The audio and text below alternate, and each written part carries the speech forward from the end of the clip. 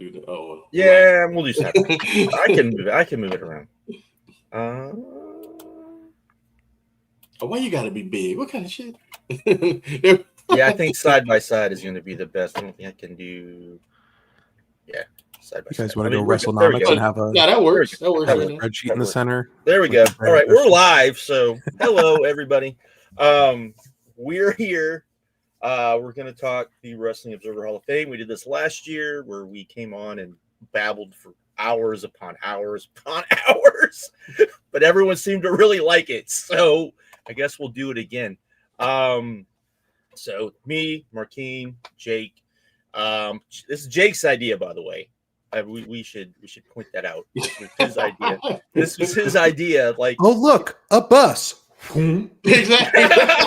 it was his. I'm just saying. I'm giving you credit because everyone seems to like this and saying, "Hey, it was Jake's idea. He was the one last year that was like, hey, you should do this," and it'd be like, Yeah, he said it to me jokingly, and I was like, we should actually do this. Right. And then everyone got mad because we did it, and everyone was like, "You didn't tell us we're doing it," and we're like, "Okay, sorry. It was just supposed to be like a fun thing, and then it turned out to be something completely different." So, I guess we should get started. Do we want to like go over how this? All right, what category? Well, yeah. Go over how it works, Jake, because you did a good job last year. So just the basic overview. Obviously, this is the Wrestling Observer Newsletter Hall of Fame. I can't rule out that someone would watch this stream and think this is like some sort of WWE Hall of Fame preview for April. It's sad that I feel like we can't rule that out, but that's just kind of that's what happens when YouTubers are YouTubers. We don't want some like Wrestle Talk person to stumble upon this and be very confused. Yes, we do. Yeah, absolutely. 100%. Yeah, yes, we do. Yeah, we do. We don't want someone to be confused when we dismiss Seth Rollins' case for the 3rd time in a row. The heist of the century. This is not the entrance Hall of Fame. And even then, we would probably, yeah. He still wouldn't make that motherfucker to be. But yeah, no, this is Wrestling Observer Newsletter Hall of Fame. Dave's Hall of Fame. Dave's Hall of Fame, the one that he just chooses. Yeah. God. Maybe this time next year I'll have the guts to be like, hey, I've done 2 Hall of Fame streams, and maybe I'll do some more research by then, and all of us could try. Give me a ballot, get ourselves a ballot, because the ballots go out to ex-wrestlers, longtime historians, and other writers about wrestling, and people in the business, other people in general, other people in the business. Yeah. Missy Hyatt does hers in 15 minutes by the pool, as we all know. I know Dave says that hers is actually kind of good. So I mean, for 20 minutes by the pool, she does. she comes up with a pretty good ballot. Takes a lot less energy than we do, and so you run through it category by category. There used to be a limit on your entire ballot. The past couple of years, that has changed to a per category limit. So basically, you're looking at the total candidates, and it's either 33 or 30% of the field is eligible to go in and be voted for maximum. So for example, in Japan, you can vote for 3, Mexico vote for 3, modern US is 6 or 7. I keep forgetting which one. It's 7. Because obviously it's a bigger category. So that 30% is much larger, obviously. There's always the weird rule about how non-wrestlers technically count against the percentage vote of a category. So for example, there are non-wrestlers in modern US, non-wrestlers in historical, quite a few non-wrestlers in Japan. So those technically affect those percentages as well if you're going to vote in the non-wrestlers category. And the basic criteria at its most basic, obviously the 3 of us are going to run down a lot of detail, but basically you want to touch all 3 or be so exceptional in 1 or 2 that you're considered a legitimate Hall of Famer. And that's work, drawing, significance slash influence, because I think some people debate what that third category is supposed to mean. So basically kind of like an intangible, for example, the Rock and Roll Express could get in on influence alone because it's called Playing Ricky Morton. Right. So yeah, that's the basic criteria. And the goal is to get 60% or more of the voters in that category to say, yes, you're a Hall of Famer, and you will get in. There you go. There you go. Pretty simple. Pretty much it. Pretty much it. So we'll just start here. Do any of you have any thoughts on the rest of the world category? I didn't feel comfortable again like last year. I'm the same way. I'm like, why would I vote for? I don't know any of this stuff. If I actually voted, I was probably, if I was told, hey, you're gonna get a ballot, I would probably actually spend like a year, like actually looking into a lot, because I think it would take that long to really dig into a lot of this stuff. So I figured the thing is, like, the only rest of the world I even know is like Britain. I didn't really get into British wrestling until YouTube. So I can't really. And on the ballot right now, it's not really, it's more Australia and New Zealand. So it's like, and I don't know nothing about them. And that's a lot of stuff that, like, there's not like easy research you can do any of that stuff. So I was feeling okay skipping rest of the world stuff, kind of priorities in life, until I realized that this is the 15th year of Spiros Arion, known a lot for getting a couple of main events in the WWF in the 70s, but apparently has a much better resume in Australia and a little bit in England. He worked some of the joint promotions, World of Sport stuff as well. So I kind of wish I had done research just on him, because I feel like there's something there. Obviously, he doesn't feel like an obvious yes up until now. However, the early polling, we'll call it, it looks like there's a pretty good chance he actually could sneak in this year, because there's a very high ratio of about 79% of public ballots saying that they would vote for him in the rest of the world. So we'll see if that remains consistent and gets over the 60% Johnny mark. Saint, much as I love Johnny Saint, if he got in last year, Arion should probably get in this year. Honestly. Yeah, because I talked about it last year where Johnny Saint was kind of a very loosey-goosey influence case and was very much a lighter wrestler who didn't get a chance to draw very much, because even in England, I would still say heavyweights were going to get priority, barring... and especially, Big Daddy, who, like, had pretty much controlled everything, so... Yeah, him as both a heavyweight and just the style he wrestled, where like the guy could do a stinker for 4 minutes and get 20 times the payday of someone who went 20 minutes underneath, at a hard pace. So Spiros Arion is, I hope he does well. So there's a thing called the 1550 rule, where once you are on the ballot for 15 years, you have to be getting Edge. Unless your name is Edge. Yeah, unless your name is well, I mean, the under 10% rule seems to not apply to Seth Rollins. Him too. But the 1550, you have to be getting over 50%, which is, so within 10% of getting in, you have to stay over. And if you get under 50 past your 15th year, you are also dropped from the ballot, along with everyone who got under 10%.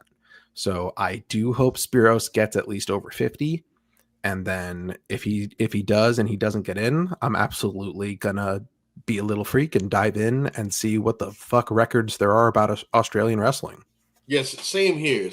So tune in next year, because that might be something we talk about more next year. So should we go to Mexico next? Let's go to Mexico.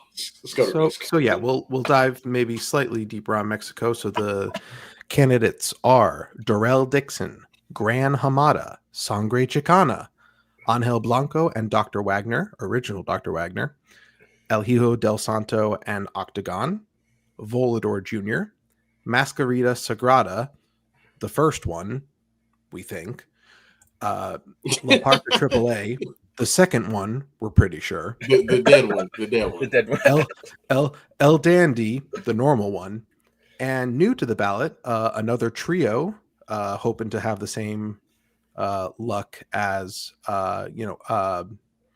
Brazos, and I'm forgetting the name of the other one, but Los Infernales, looking to join the fray.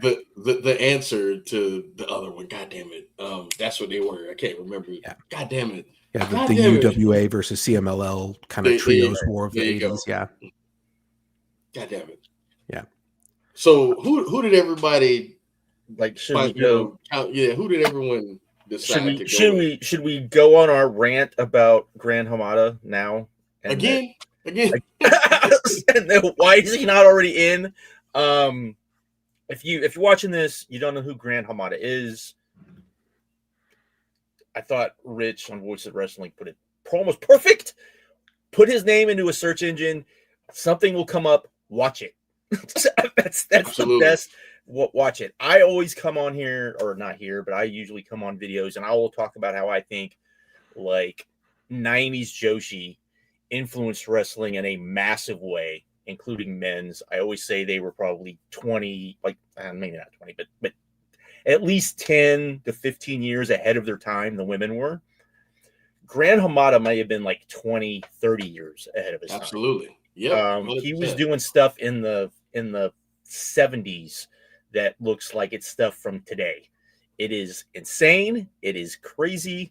He is for everything that and I love Ultimo Dragon, but everything that Ultimo Dragon gets credit for, Gran Hamada came first. And so him not being in the Hall of Fame to me is like kind of crazy. So now we're at the point Shima's in too. Like, this is crazy. How is this?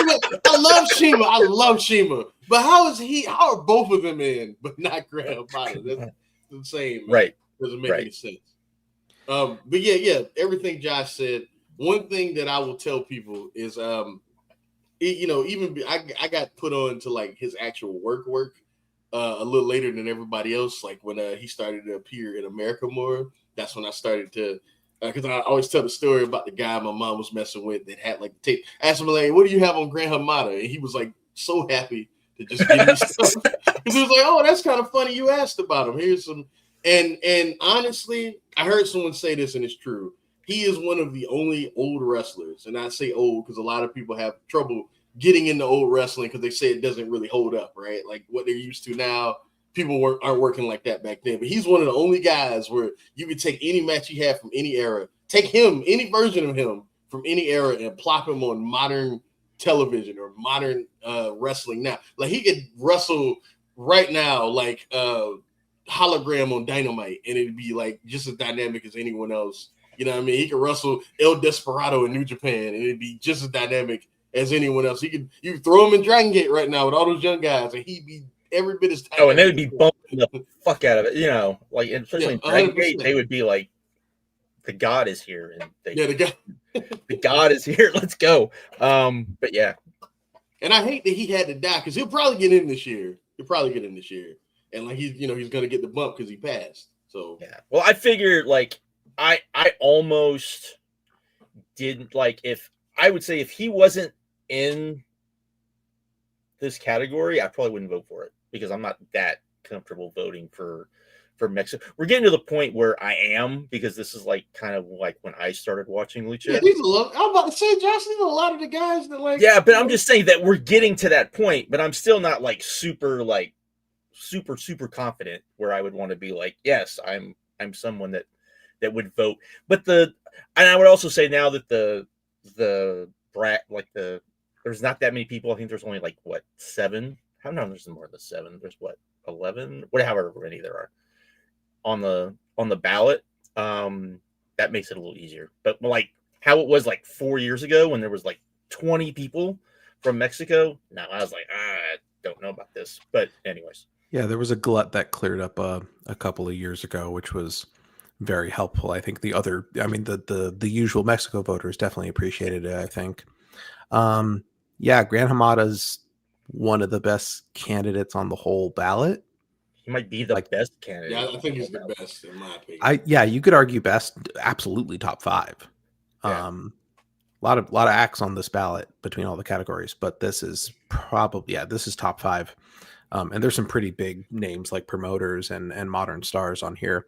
And just to reiterate, this is a guy who went through the New Japan Dojo system, and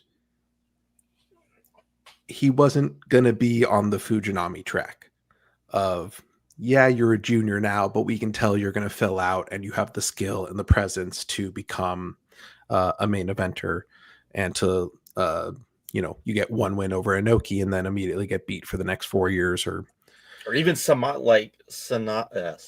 Listen to me, Sayama. He's not even that. He's not even like that. He was never going to be the guy, even as a junior. So and he was arguably the first. Josh was called Tiger Mask Sonata. That was hilarious. Somebody clipped that. Somebody clipped that. And he's like the closest we have on record to like the first excursion wrestler to actually kind of make a difference where they went from either All Japan or New Japan. Like, he went to Mexico and legit became a hit. I brought it up on the show last year. The guy was popular enough to tag with Hogan in the UWA.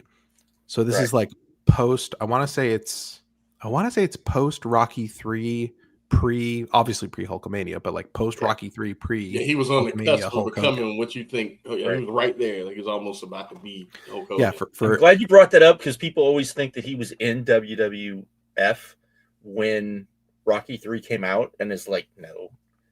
He was still an AWA guy. He hadn't broke out yet. So yeah, like, it was like he wanted to go film, and that was part of the fallout with the 1980 run with Vince Sr.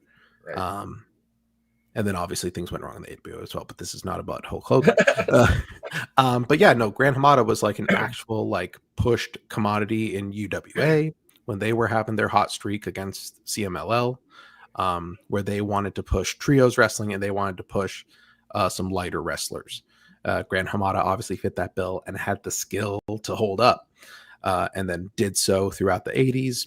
I think he was very briefly in All Japan,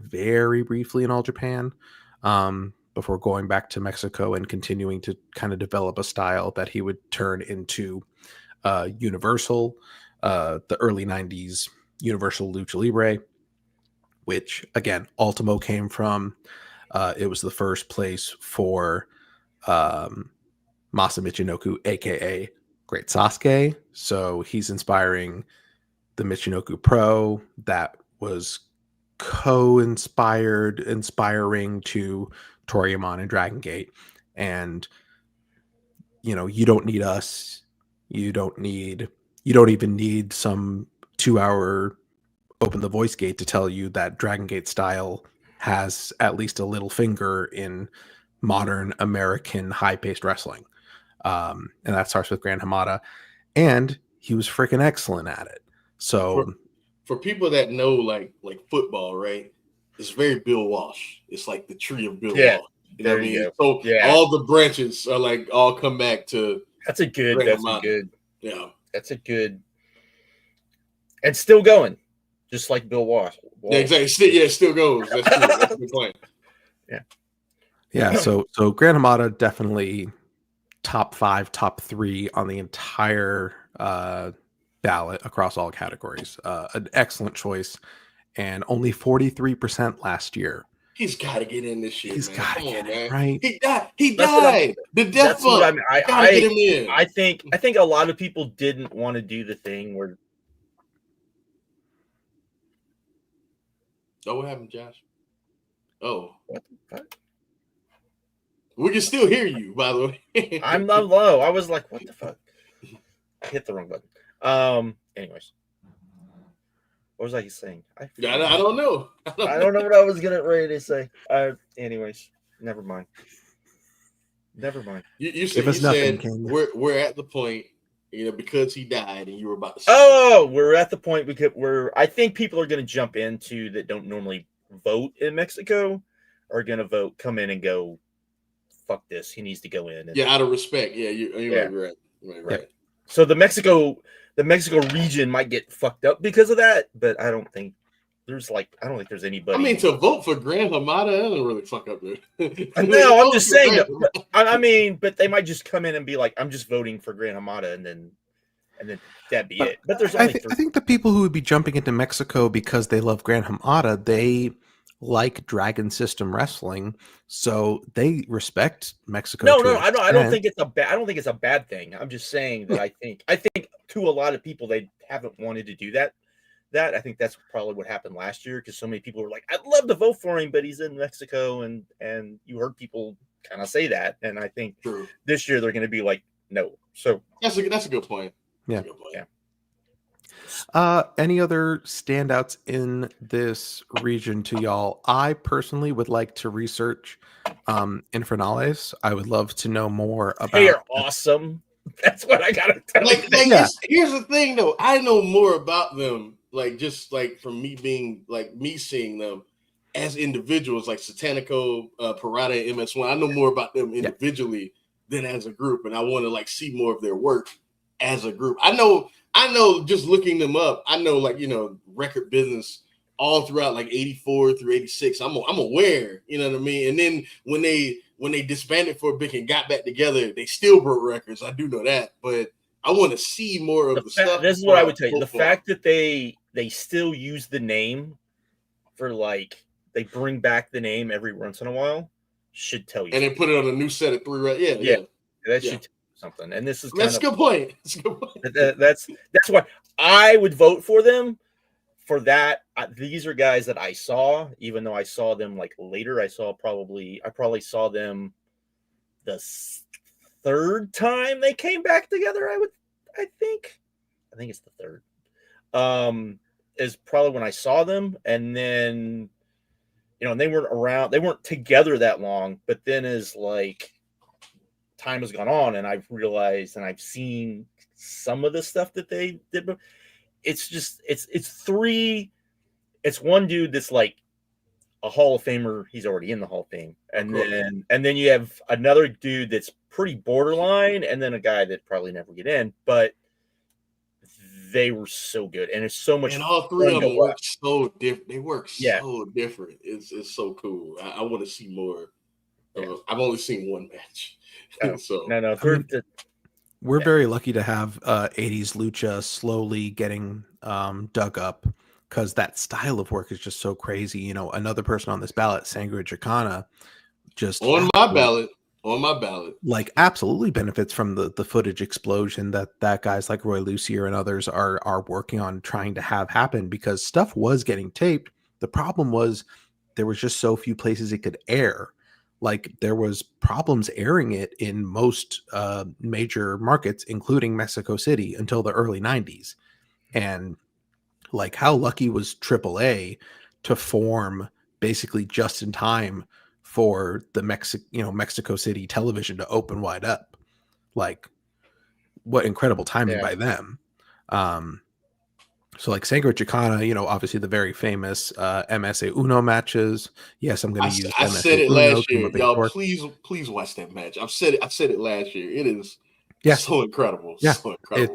It's not what you think. You think you know what lucha is until you see one of No. It's what if Memphis was good? That's funny. There was good Memphis matches. Jay. That's funny though. That's funny. It's funny, but there were good matches. There is just something great about a guy bleeding, hitting one huge punch, and then everyone jumping up and down. The whole crowd going nuts. Yeah. Mama in the front row crying. It's amazing, man. Yeah. It's incredible. Yeah.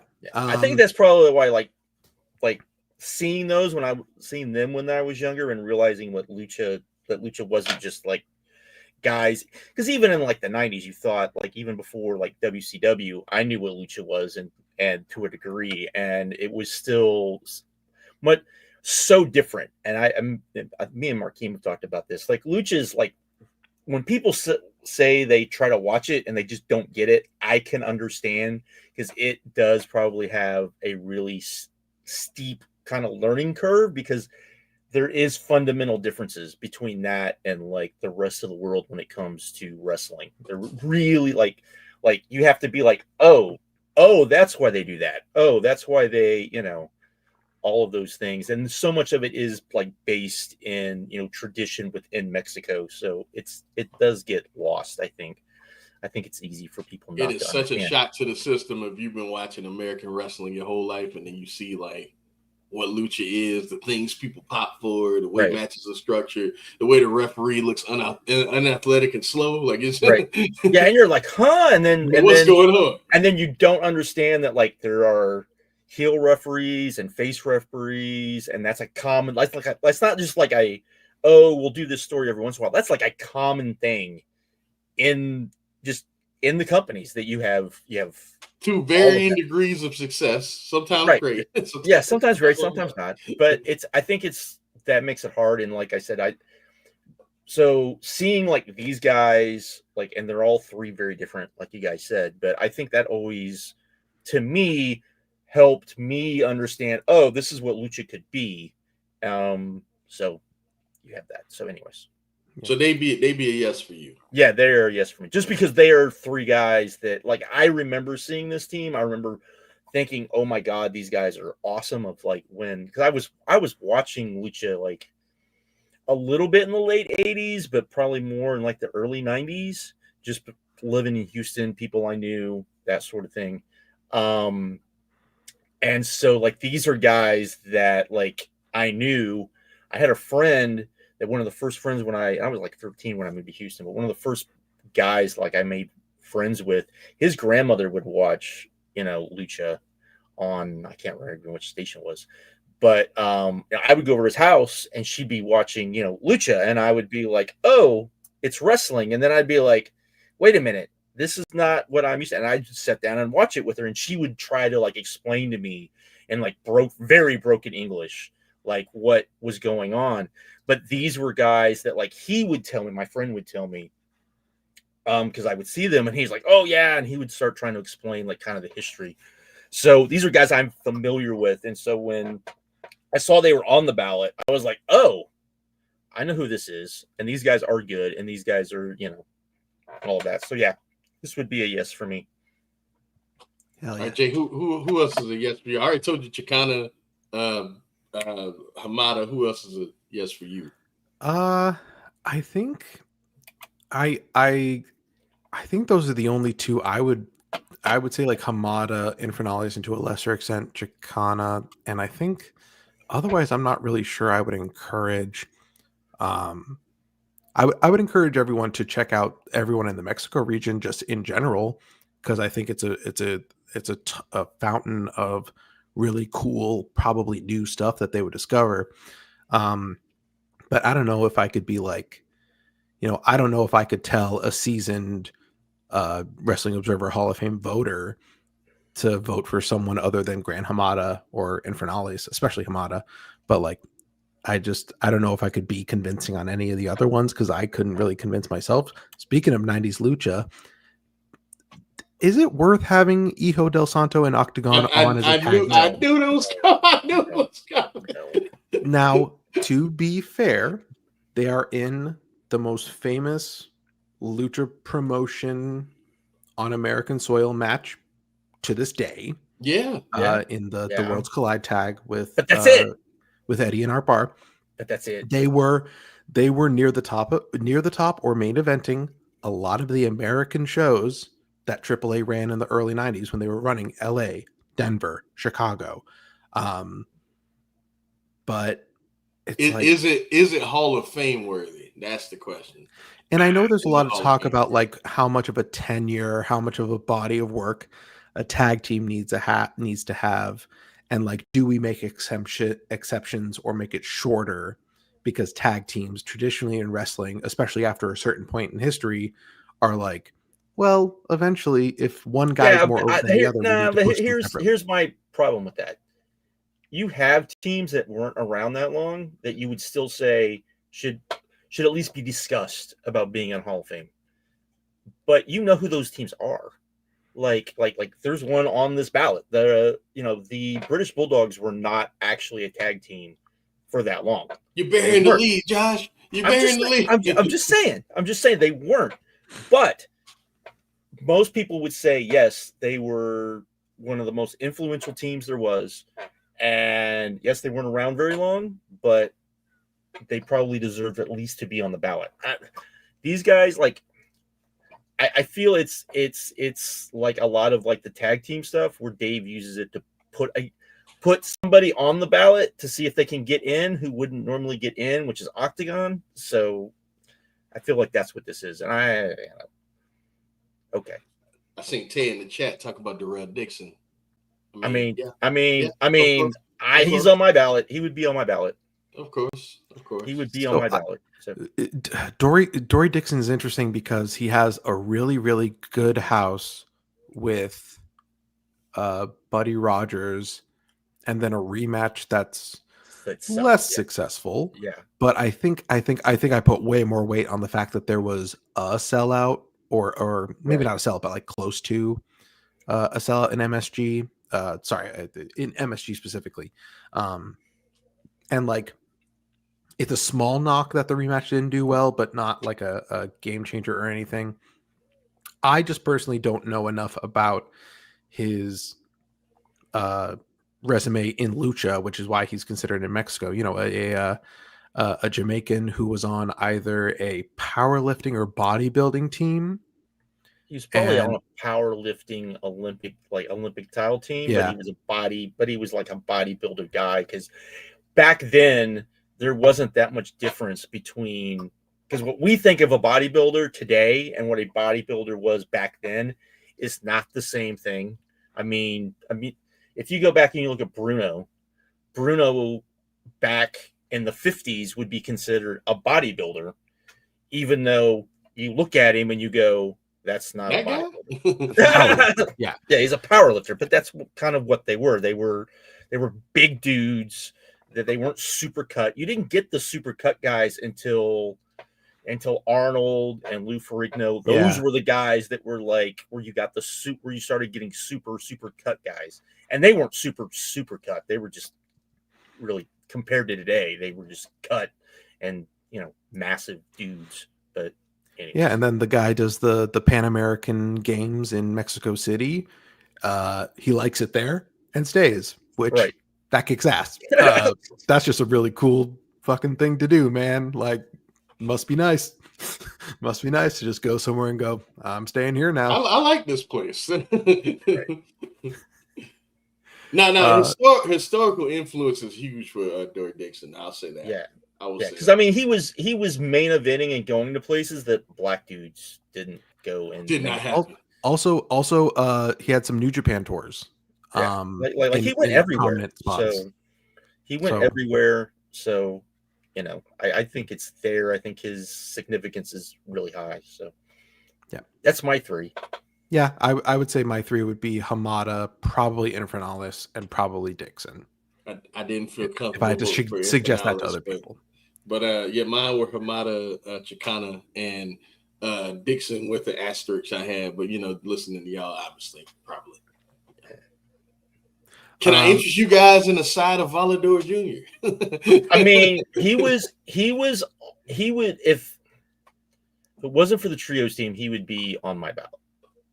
He was the 3rd guy on my ballot last year, so they just knocked him off. So look, man, he was a great worker for a very long time. Oh no, and drew money. It's just, I think people are uncomfortable saying that because he's still around, and you kind of like see the decline as it happens. You know what I mean, with him. So people are like, I don't really think this is the real thing. But that happens. That happens on Lucha all the time because they wrestle till they're 60. So yeah, but when you hear people talk about him, they just scoff at the idea of Volador.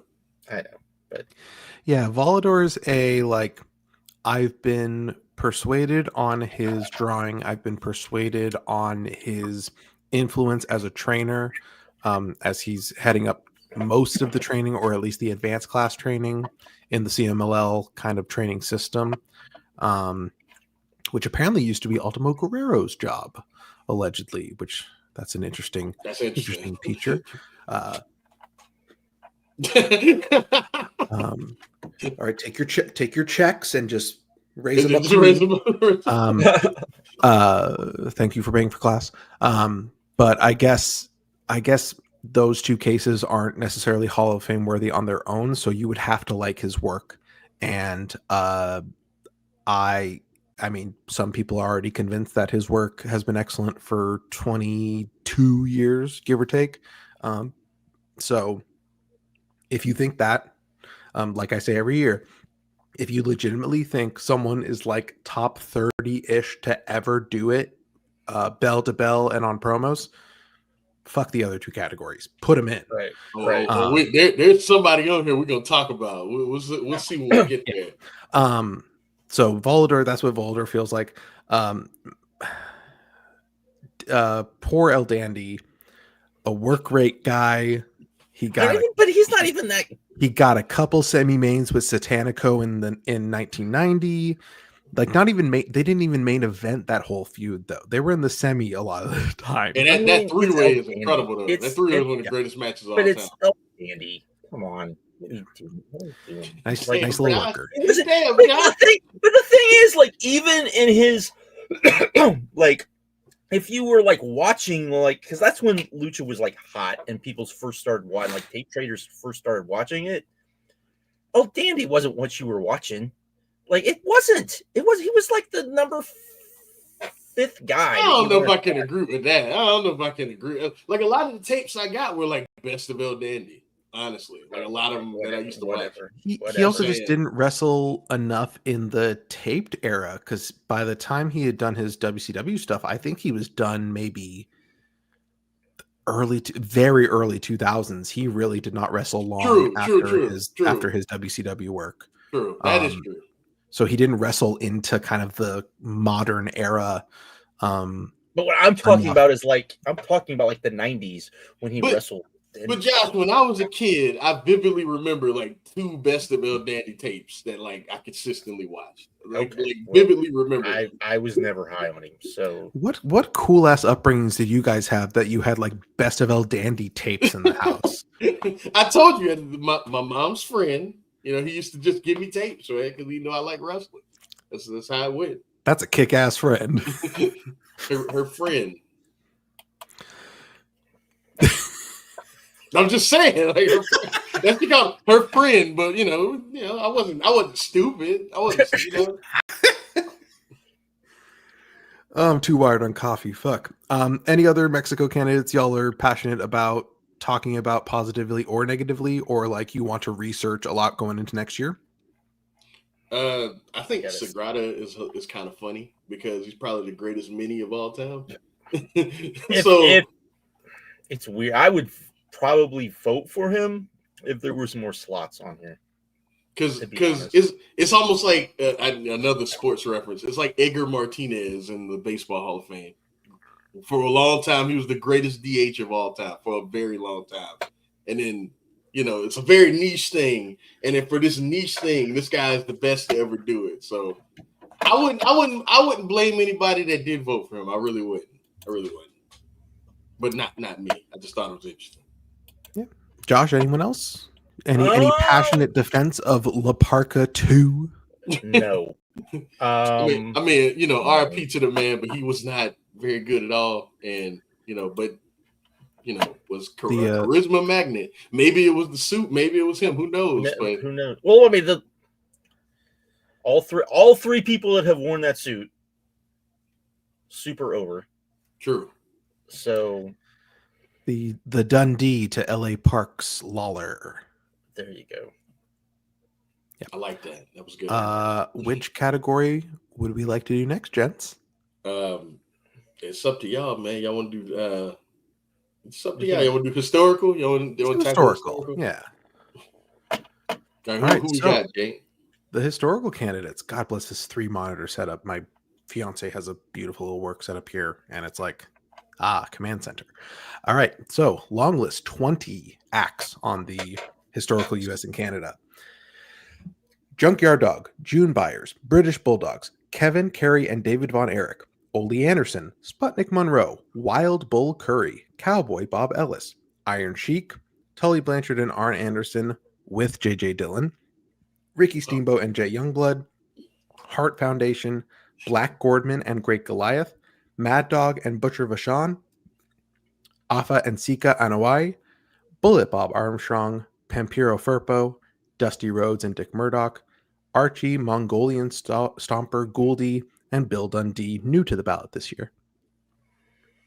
Who wants to go first? All right, I'll let you go first, Josh. This is a lot of these people are your area anyway. It's not my area. I mean, a lot of 80s. So I would the one I would say that everybody like that I get passionate about is June Myers. I think she should be in.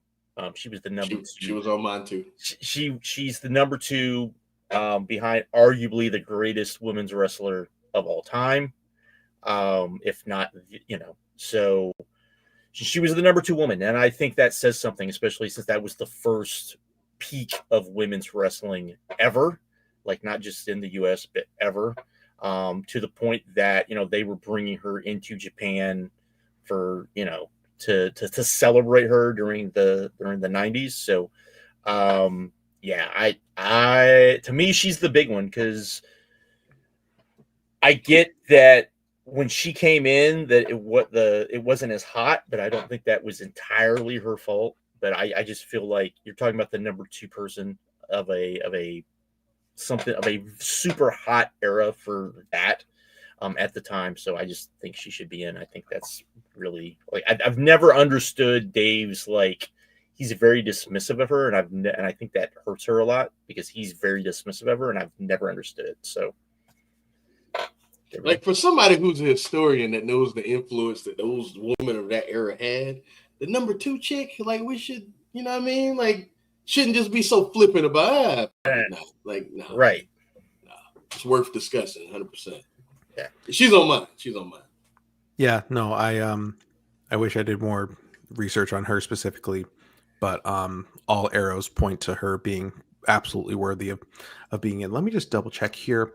So the public voting, since she seems like kind of a borderline candidate, public voting has her at 59.52%. I wonder how much of that is the movie. I wonder how much of that is the movie, because I would imagine that has something to do with it, because it does portray her not in a great light, but it does make you see that, oh, she was the number two woman and all of that. So I wonder how much of that is that. So yeah, so we'll see how the ballots turn out for her.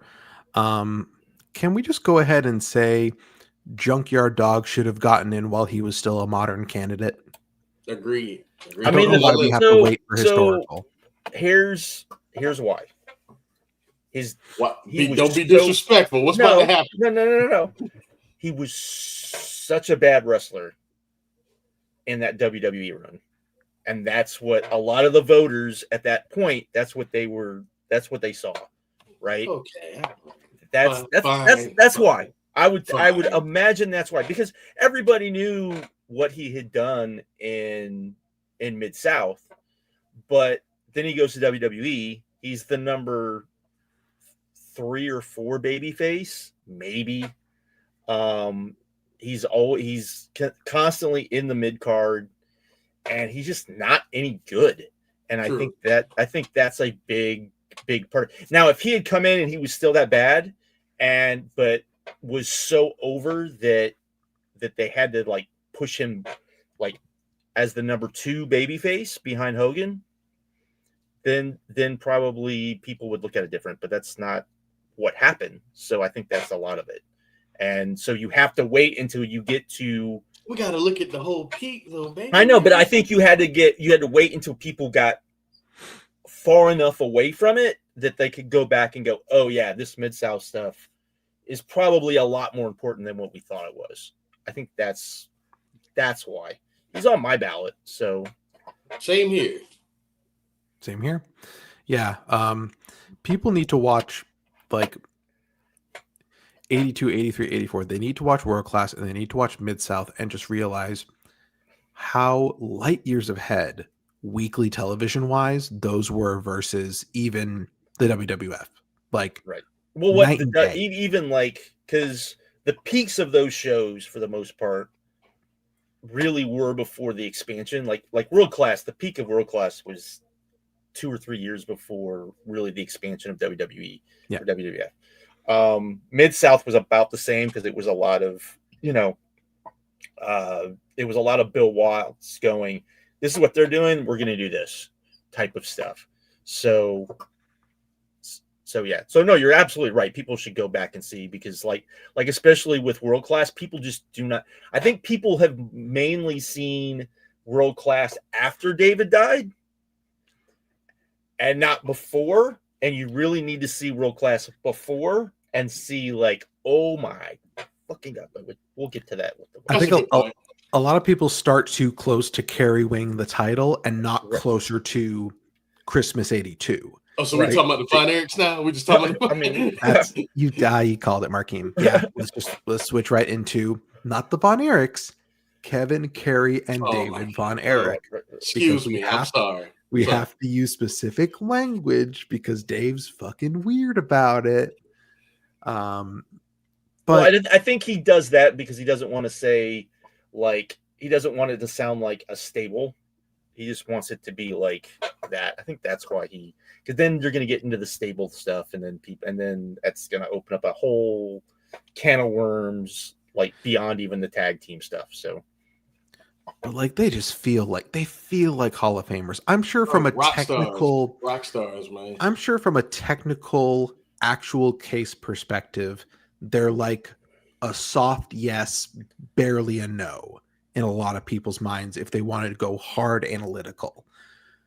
But like sometimes the mom test is enough in a sense, and like just watch those shows. Watch 1983 World Class. Watch any of them and the Freebirds and just be like, what the and then it's gonna sound kind of fucked up, but think about like what they mean to pop culture, even outside of wrestling, the cautionary tale that they are and all that stuff.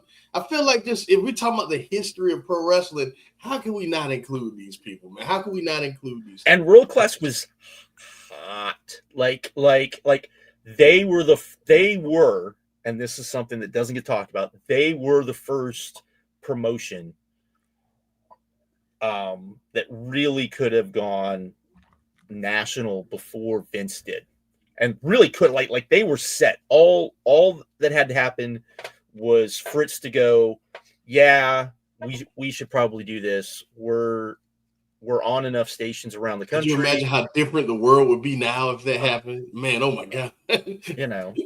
Imagine World Class.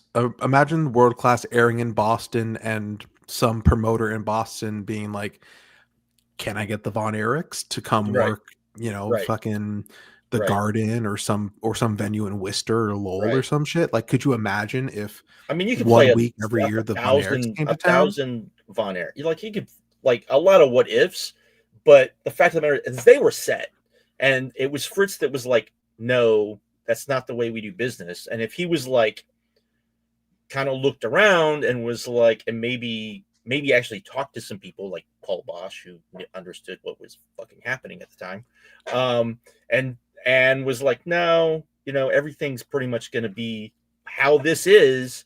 You should just go ahead and do it. And like, does everything maybe happen the same way? Probably, but it's a very different thing. And I think that's the thing people don't understand. That's how big World Class got, and that was before you had a national promotion.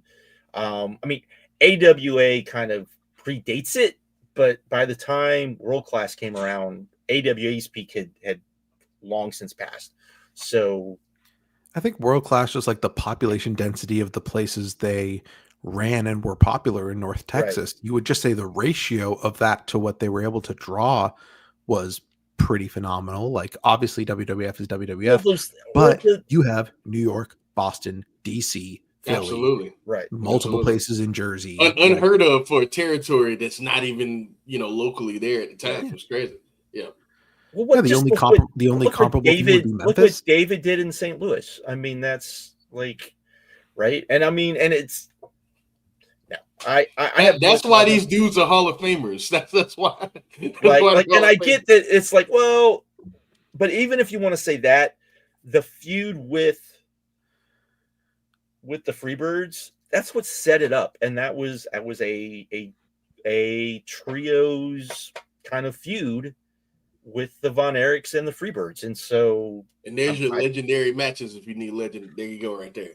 There's right. your matches. So if you need that, yeah. Can you imagine an alternate world where the Iron Claw isn't a 2-hour something feature film? It's a mini series that goes 5-6 hours, and we could actually talk about the wrestling a little bit. We can talk about that would have been cool. Not even like oh, and then this match happened and this match happened, but even just like, let's talk about what it was like behind the scenes to make this feud happen, supercharged with fucking Confederate flags and Georgia wrestlers like coming to Texas and the dynamics of that. But no, we have to talk about how Kevin Von Erich was a virgin. Like, okay, all right. Yeah. No, he definitely was. Yeah, for sure. Hey, at least they didn't say it was Carrie. At least they didn't say it was Carrie. That man that's a hole. That is a hole there. I'm just saying that the king of the original himbo, Carrie Von Erich. Exactly. The thing, I mean, if it's like, have you ever seen Carrie Von Erich? Have you ever like? Come on. You never, you didn't think a man who looks comatose could be that handsome, Don't do drugs. He looks comatose. That's funny. Hell of a drug. But yeah, Von Erich's just kind of feels right. Yeah. I know I spoke briefly about Sputnik Monroe last year.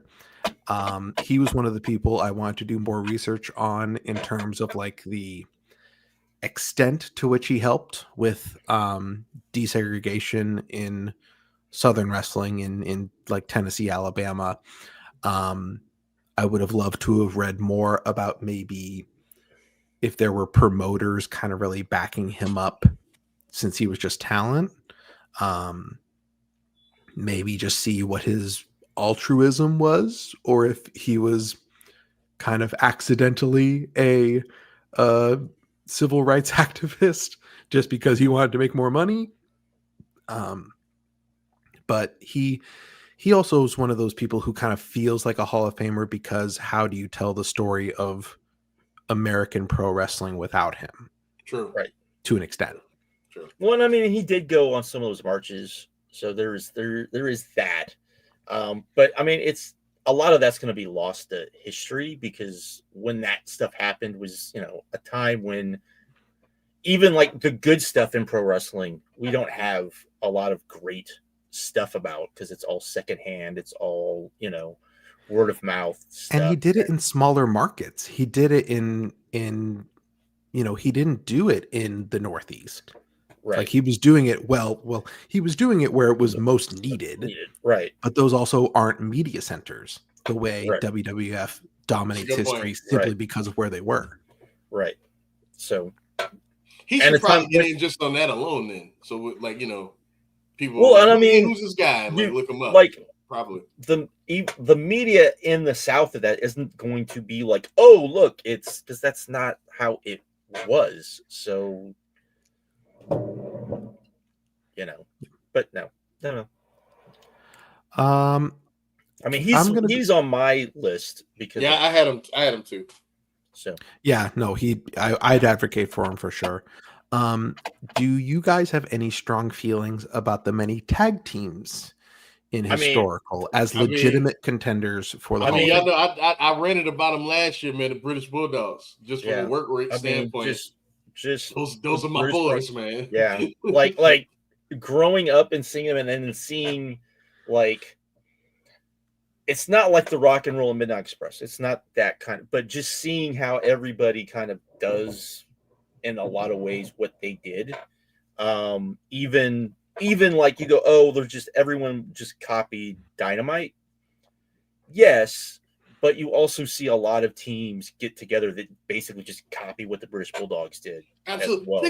Think about like to think about some like degree, go to ahead, John, some go ahead. degree, you could say the Steiners were like that, and they're the bigger dudes, right? They were what the British Bulldogs probably wish they could be, and what Vince probably wishes the British Bulldogs could be were the Steiners. And then when he got the Steiners, he didn't know what I was the fuck gonna to do bring with them up. Good job. not the fuck, but you know that is. But to me, that's to me why. Just, but Think about like our era when we started YouTube, right? Think about like on the indies, right? Think about the popular tag teams at the time. How many British Bulldog clones did we see? How many? Like think about as much as I love them, think about the American Wolves. I mean, that's what I mean. It's cloning the British Bulldogs, man. There was so many of them too. I know I fought against this last year because I thought there was more Steiner clones than Bulldogs clones. However, I had to think, and then I'm like, well, the Bulldogs had a big little thing going on, and that's certainly been copied. Right. So Yeah, I think I might have been 100%. too harsh on you guys last year talking about that aspect.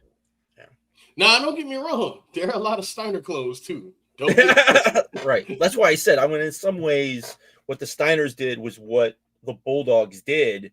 It's just that they were doing, you know, the Steiners were doing the Bulldogs when the Bulldogs were like super juiced up and trying to that version of the Bulldogs, which didn't work because Dynamite's body was like, fuck you.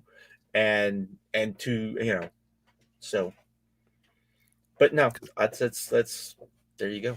I mean, Dynamite got a bad back at Mania 2 or 3, right? He got hurt at one of those Manias, and that was like the beginning of the end for him. Yeah. So yeah, Dynamite only has like, and like I said, like 4 or 5 years of footage by himself, and then you know there's only so much of the Bulldogs on tape in terms of a time span. Granted, we probably have a lot of it because you know there's a lot of All Japan on tape, and obviously the WWF run. So there's certainly tape to review and stuff I want to dive into more because maybe they are like a work rate only candidate because from just a brief glance, they weren't a main event tag team in Japan. No. They're not they are literally like, because they're not the Fantastics, they're not the Rock and Roll Express, they're not the Midnight. They wrestled a different style that was still fast paced, but it was a different style. So yeah, and like I would say the Steiners were more pushed in New Japan than the Bulldogs ever were in All Japan. Would that be incorrect to say? Yeah, no, because the Steiners were either main eventing or semi main eventing. So, granted, also a very brief time, but still a valid part of their case. I think the Steiners like their peak in terms of like moving up the card and like actually moving tickets, albeit brief. Like it happened, you know what I mean? It never happened for a team like the British Bulldogs. That's why I can understand some people like I'm not voting for the Bulldogs, but I'm voting for the. I can get it. Right. I mean, I don't, but I can get it. I can get it. I understand. I would say I definitely want. I think the Vachons, Mad Dog and Butcher, part of that just really cool, on my list. Quebec territory. I just want to learn more about Quebec, period, because clearly there was like promotional wars and the houses people drew were way bigger than you'd think for a single, Canadian province. Just really cool stuff that I would personally like to dive into more. They aren't on my list, but I'm like you, Jake. I want to do a little bit more research like you. I would like to talk about Bill Dundee. Go with Bill Dundee. I have a lot to say about Bill Dundee. Yeah, I didn't have much either. I'm the one making jokes about how Memphis is bad, and now I'm the one who is. No, because here's the thing: is here's the thing. I would say and I love Memphis. I think Memphis gets a bad rap because you look at what Memphis did. It's why when Jerry Jarrett wasn't in the Hall of Fame as a promoter, I was like, I don't care how bad he paid people. Like, what the fuck are we doing? $9.99. $9.99. Right? I don't care, but But, and I get that he's like the pivotal, like Jerry Lawler guy, but to me, that's still Jerry Lawler's promotion. And he was just True. a guy that happened to be his rival. Yeah, he was. Dundee is like the Washington Generals to like to like Jerry Lawler's.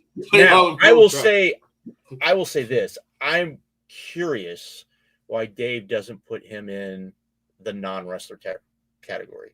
I think he probably has a better shot That's a good point. at that because he is considered like one of the best bookers. That's a good point. And for a long period of time too, not just for like a. There's another guy in this category where if you combine their work with their behind the scenes, have a really strong case. Oli. Ole Anderson. Yeah. Yep. Well, some people would say not so much because some people don't like his like. Well, but I'm just saying, bookers have good runs, and they have 1990 WCW. You don't win them all. No. But Bill Dundee is very interesting because I think one of my favorite. There's a really great. I'm talking about a 9-year-old podcast because I'm a big freak, but the rundown of the 2016 PWO Greatest Wrestler Ever, and Chris Zellner and Dylan Hayes. Whoa. Not his worst podcast collaborator. Josh, you might not be aware. I'll tell you later. Yeah, that's a crazy story, Josh. Just a crazy story. Yeah, but Dylan and Chris talking about Bill Dundee's wrestler case, just as a wrestler, and they wanted to rank him a lot higher, but the biggest thing as a wrestler, and I guess you could just say as a draw, is that all of his best work and all of his biggest draws were with Lawler. And I think that hurts him a lot. And I think that makes it, at first he kind of feels like a soft yes. Like a, oh yeah, no, if I have room on my ballot, I'll fit him in. If I don't fill up the category max. But like that's hard to get around. And there's a guy in another category who has a little bit of that, but he did it with so many top guys that it kind of becomes a trend that's hard to ignore. And we'll get to that in a completely different category. But Bill Dundee, again, I'd have to watch more of his work. It's too dependent on Lawler, man. I can't pull the trigger. It's too dependent. I mean, you have to be good in a vacuum to have work that good with one opponent. But like, does that make you great? Or does that just make you good? Case, though, Jake. That's literally the whole case. Yeah, the work portion of it. But I mean, in a lot of ways, that's why Paul Orndorff is because he was. Well, he was a good worker in his own right, though. Like, no, I'm not. I'm just saying that you could make. I'm giving you a devil's advocate. Dundee didn't work like Flair, Hogan, right? Bockwinkel or whoever else. Orndorff. Orndorff worked a couple guys. Right. Dundee worked Lawler. Worked very well, but he worked Lawler. Right. So, any other passionate things about the historical category? I figured Dundee was interesting. A lot of tag teams still, tag team glut. Couple of older names that I haven't bothered to look into. We did everybody that is on my list. So, yeah. I said it last year. I'm gonna say it again. Arn Anderson is one half. Well, Arn Anderson to me is the greatest tag team worker of all time. And any tag team he's ever in, I'm gonna take a look at. That's just how I operate. So, yeah, no, that's ultimately no. I ultimately know, but yeah, I'm always gonna look at it.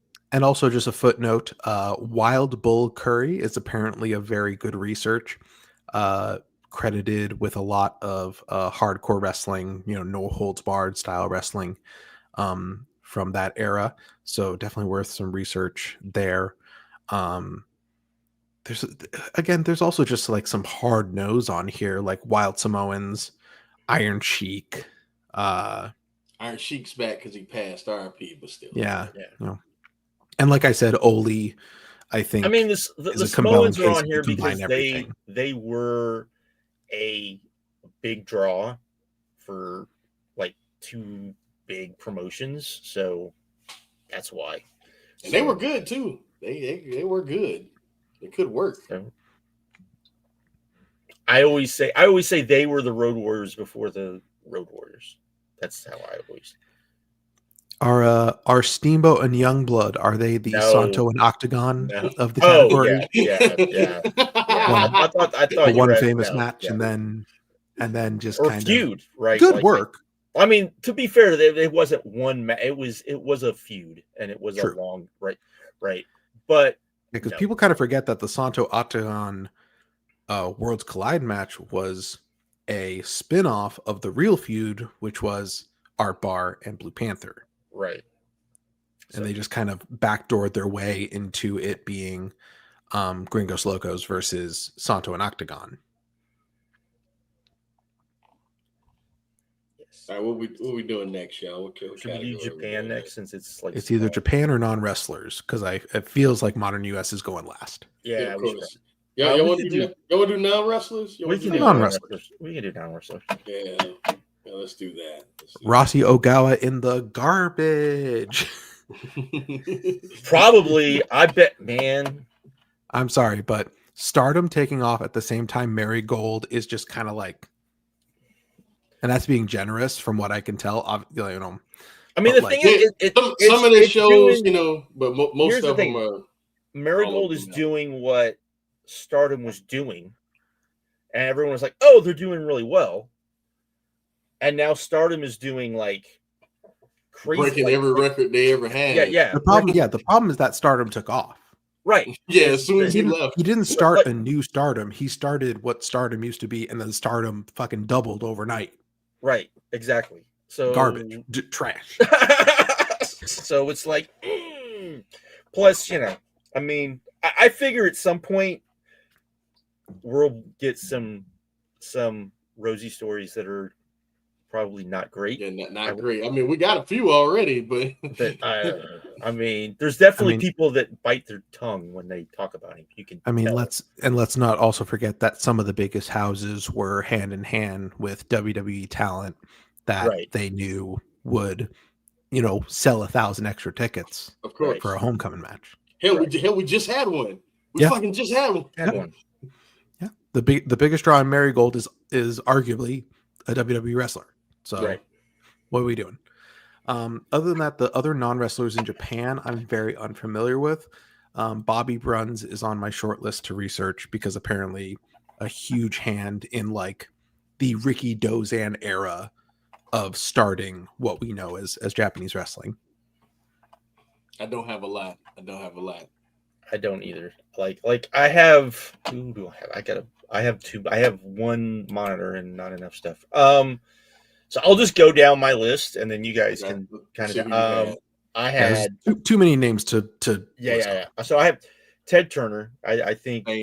I think Ted Turner. I have Grand Wizard because I remember like Grand Wizard being like when I started watching. I remember still hearing stories about him. So there you go. Jake already kind of touched on Bobby Burns. I have Stanley Weston on here too because, you know, I grew up in that era where magazine era.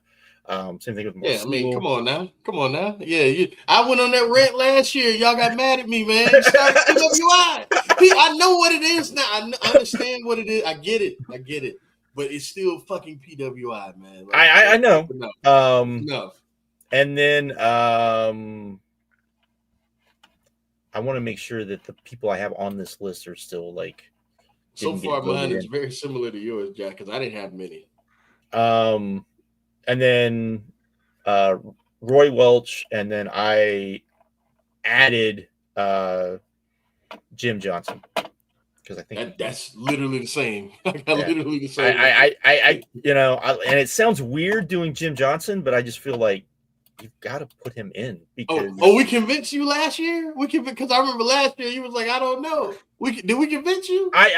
Or you is know the what? music so bad now I that you think were the like, you know music is what? so bad. I think it's not just that, but I've seen so many like since last year. I've seen so many like meme videos that just like talk about him and talk about the fact of what we had versus what we have now. That it's kind of like okay, and it's not people that you would think would be like talking about like wrestling history or anything like that, and they're just like, look what we had versus what we have now. Yeah. And then also like people pointed out to me that he took a lot of like, oh, we would really like to use this song that's a popular song or that's a song we can't use because we don't want to spend the money on it, but we need something close. Yeah, we need the vibe of this song. Yeah, he did that. Yeah, and he was excellent at that. So definitely better than the trash they have What's now. his name? Def Rebel, that guy? Yeah.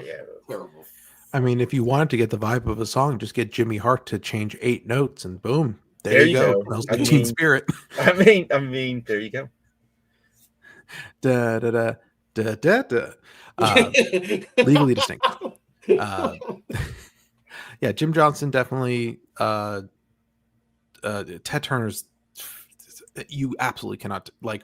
He maybe the most you cannot tell the history of pro wrestling without this guy is Ted Turner. And I know he wasn't a day-to-day guy. I know he wasn't the promoter. I know he wasn't the booker. But like, who had a bigger say on the history of pro wrestling other than the fucking Gold Dust Trio and Vince McMahon Jr.? Absolutely. Right. Modern Ted Turner is also responsible for the biggest, inadvertently, the biggest grifters in the history of the fucking modern internet, because it's like a circle of people that vehemently benefit from Ted Turner. Right. And now they've been relevant for years and years because of Ted. He's a Hall of Famer for that. I would love for somebody to have talked to him about pro wrestling and get like a real like interview. You know, I think that just like what he liked, like what did he think of like Georgia and Mid-South that he apparently he was a big fan of at least Georgia. Yeah. So growing up, so that was probably part of it. So I would say for another booker / promoter on here, I was very, very impressed by the case made by Tony Richard on Roy Welch. Basically, the you guys talked about coaching trees. You want to talk about promoter booker trees for the entire southeast of the United States. Right. That's why I settled on them. That same case you're talking about. From Kentuckiana down to northern Florida. Like he set the stage for what became Southeast and Continental Championship Wrestling, for Memphis in all its many guises, including through the promotional wars. The guy and some of the stats that Tony was able to pull on what money the shows were making in the midst of the Second World War in the rural South is kind of astonishing. And like the guy was a millionaire in the 40s just promoting a billion small shows. The stat that in 1975, I think was the year he used, that Roy Welch had approximately 250 full-time wrestlers at his disposal. Like he had to book them out to other territories because even at his, if it was a down season, but if he had 8 different towns worth of TV to tape in a 2-day period, he would need 200 something guys to tape everything at the same time they're doing a house show, that same night, TV in the morning and house show at night. Like just a crazy statistic. And Roy Welch was always like in the background of just like, no, he kind of feels like a Hall of Famer for, his time period. I can't remember who said it. But I remember hearing somebody, and this is how I was like, okay. They were like, he was,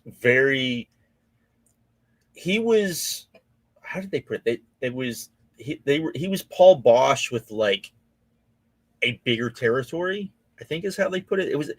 They compared him to Paul Bosch in some way, where it was like if you voted for Paul Bosch, there's no way you can't vote for him. And I can't remember how that, now that I'm thinking about it, I can't remember how they put it, but that was to me the okay. That's you can't, if that's the case, then that's the case. So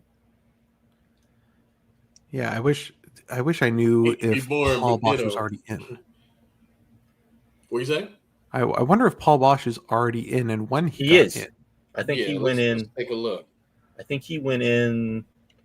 He was one of the. I think he was in the original cast. Oh. I think he may have been one of the original ones to go in. That big long list of 100 people that went in, like, or if not, like close. Here, you guys talk, and I'll look. I mean, if he can get in just for running essentially Houston, then yeah, guys like Roy Welch absolutely should get in for running a billion cities, even if they weren't, you know. I mean, he ran Memphis and Nashville. Those aren't exactly, you know, he was a part of the, he was a part of the first group.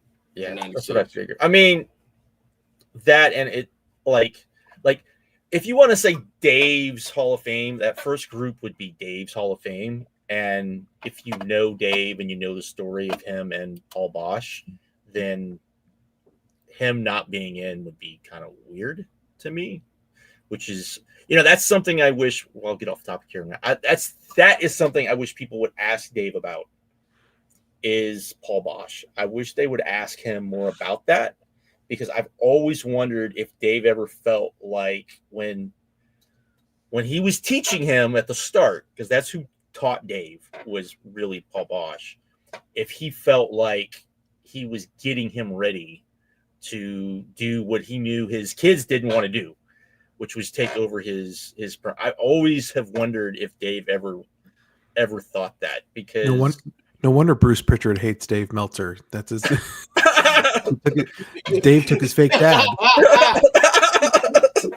Holy fucking shit, Josh! I did not know. I did not know that there was a Paul Bosch, Dave Meltzer connection. You didn't know that? That's who taught. I knew Dave spent some time in Texas, but no, that's literally who taught. Like that's like the big person who taught Dave like the business. That's why he always brings up like a lot of Dave-isms are Paul Bosch-isms. Like he's the one that really like taught Dave, and he was the one that started taking Dave to like the Cauliflower Alley. He started introducing him to other promoters, and because other promoters were like, "Who's this guy?" And he's like, "No." He like all of that, and I've always wondered if Dave ever felt, at least at the start, like that he was getting Dave ready, because living in Houston, everybody knew that his kids didn't want to have anything to do with the business. My dad worked with a guy that knew Paul Bosch really well, or didn't. Worked for a guy. Like the first wrestling show I ever went to was his retirement show. Like it's the first like live show I ever went to. No idea who he was, because literally we moved to Houston. 2 weeks later, we're at the Paul Bosch retirement show. I have no idea who Paul Bosch is, but it's the first wrestling show I ever went to. But his boss, who had lived in Houston since the 50s, like knew Paul Bosch, and that's why we were able to go. And that's like, fucking cool, man. So like, did that guy's boss get threatened by Morris Siegel with a gun as well? No, I don't think so. No, because he would have pulled a gun. He would have pulled a gun. He would have pulled a gun. He was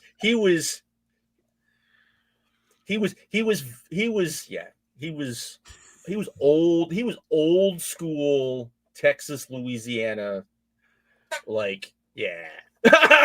Yeah. But he, I remember when I got older, before my dad stopped working with him, and he knew I was like into wrestling. He told me, he was like, yeah, you know, he probably wouldn't have sold out to Vince if he knew because he knew his kids didn't want to have anything to do with pro wrestling, and That's so crazy. or his son, I think it's his son or daughter, I can't remember which. It's whoever owns the tape library that nobody can get a hold of. So I never knew that shit. I never knew that either. That's crazy. but yeah, that's like who like taught Dave. So I've always wondered why nobody ever like has ever asked him, hey, did you ever think that, you know, he was getting you ready to maybe like, hey, you want this? I'll give this to you. Type of thing. So, but maybe by the time he got to that point, because apparently Bosch was one of the first ones to realize that the business was about to change, and that's one of the reasons he wanted out too. So That's crazy. You're telling me a Houston promoter couldn't get on at least a regional cable channel, God forbid national, but at least regional, at least cover the state of Texas? not when you have world class. And I mean, and the oil, oil bus too. Yeah, you have the world class, you had the oil bus, you had Mid South as well. Yeah. So like, Mid South was running basically the same fucking territory and went bust the second oil went away. Yeah.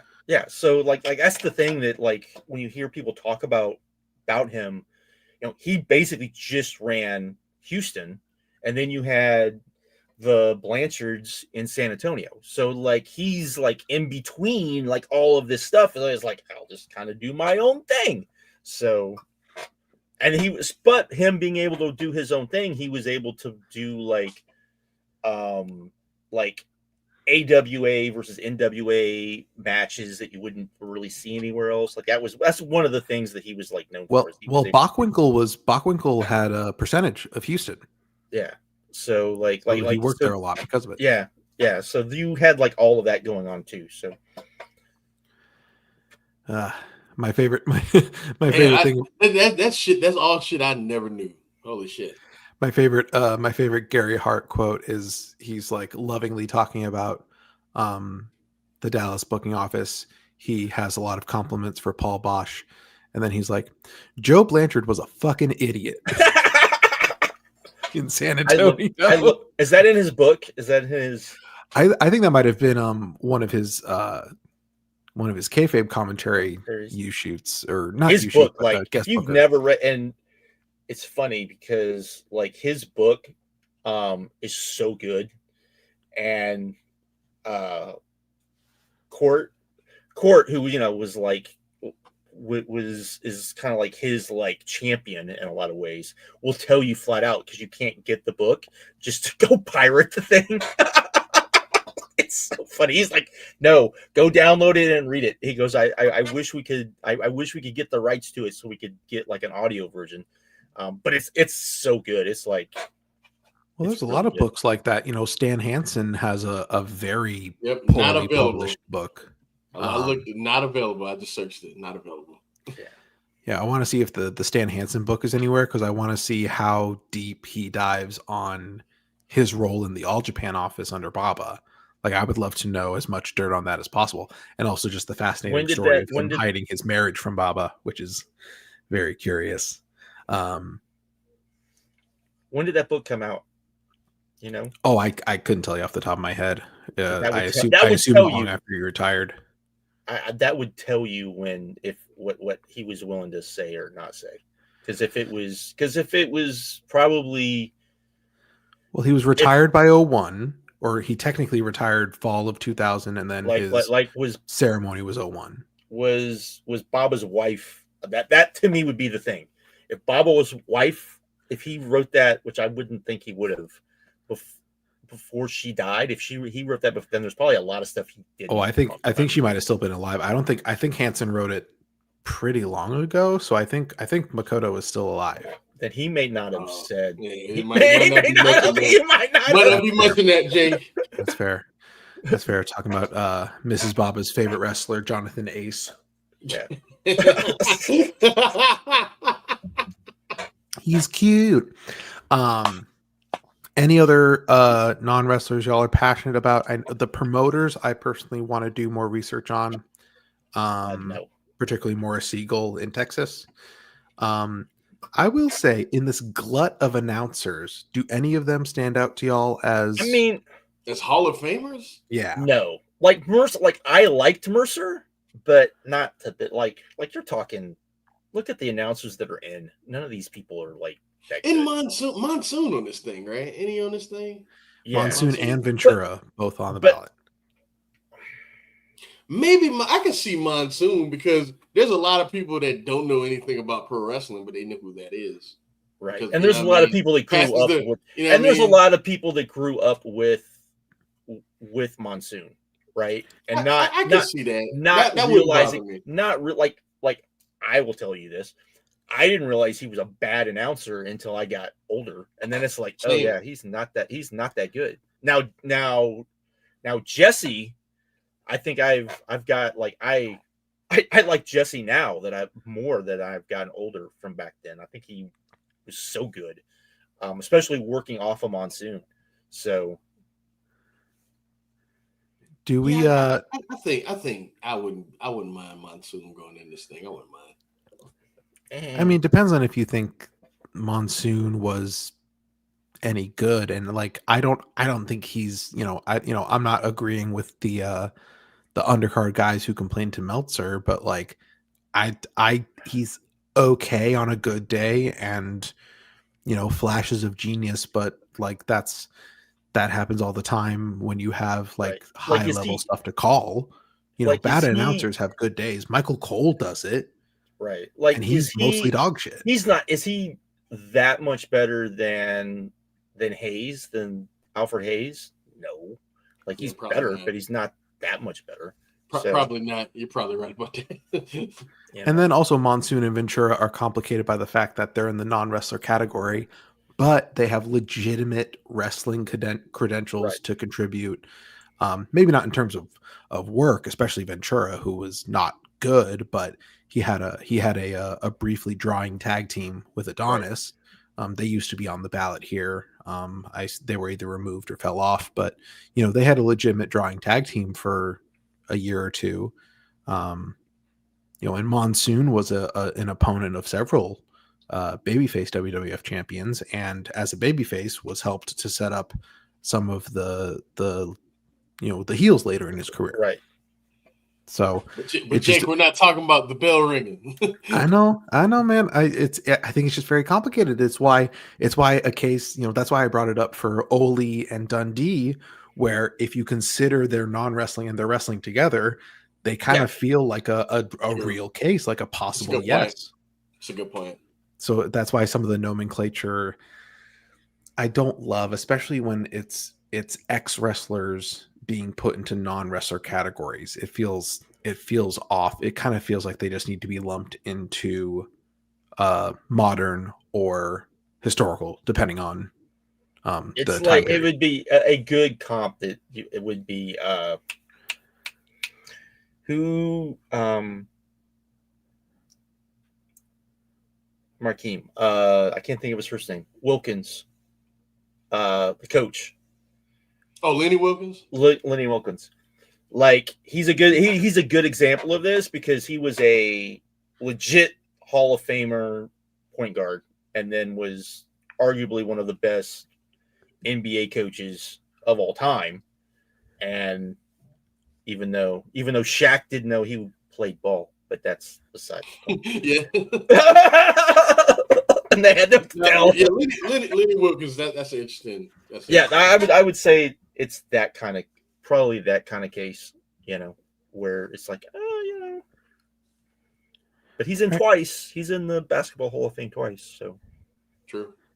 Any other thoughts on non-wrestler? no. I think we Yeah, a lot of people are passionate about it this year, and for some reason I'm less so, aside from the stuff I've heard about Roy Welch. I mean, if you really want to get like what you're talking about, like a true non-wrestler, Zane Bresloff is probably one that people really need to look into. How close was he last year? 12%. Oh, that's crazy. No, that's crazy. Right. But I think it's like how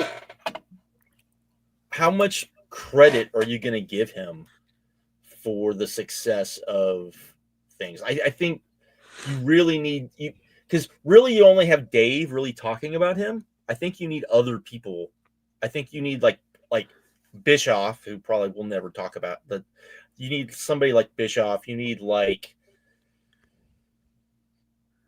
you can't have Vince, but one of Vince's cronies talking about it. Like you need people to talk about him and like say, oh yeah, you know, he was at least like instrumental in what we were doing, and you don't have that. I mean, like but those people don't value this Hall of Fame, Josh. So I know, I mean, but I'm just saying, but not that's even the in problem. but not even in that case. I think that people should at least bring him up and say, hey, how much do you think he contributed to whatever happened? yeah, Like he was WCW's a promoter in the most literal sense as we think of it in right, all entertainment industries, like a right, literal promoter of shows, as opposed to I run a wrestling promotion, which right, is kind of in a vacuum, its own thing. And then there's like the guy who does show promotion, how you right, become a touring entity.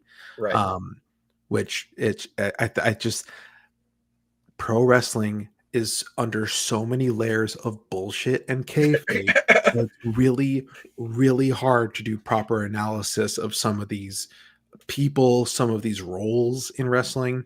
Like people, you know, I mean, there's a fucking book about Gorilla Monsoon out now, but even then, it's just kind of like, okay, like he was right, in gorilla position, but like, did he have a real say in how moments unfurled or how production ran? Like, did he have a great say in that stuff?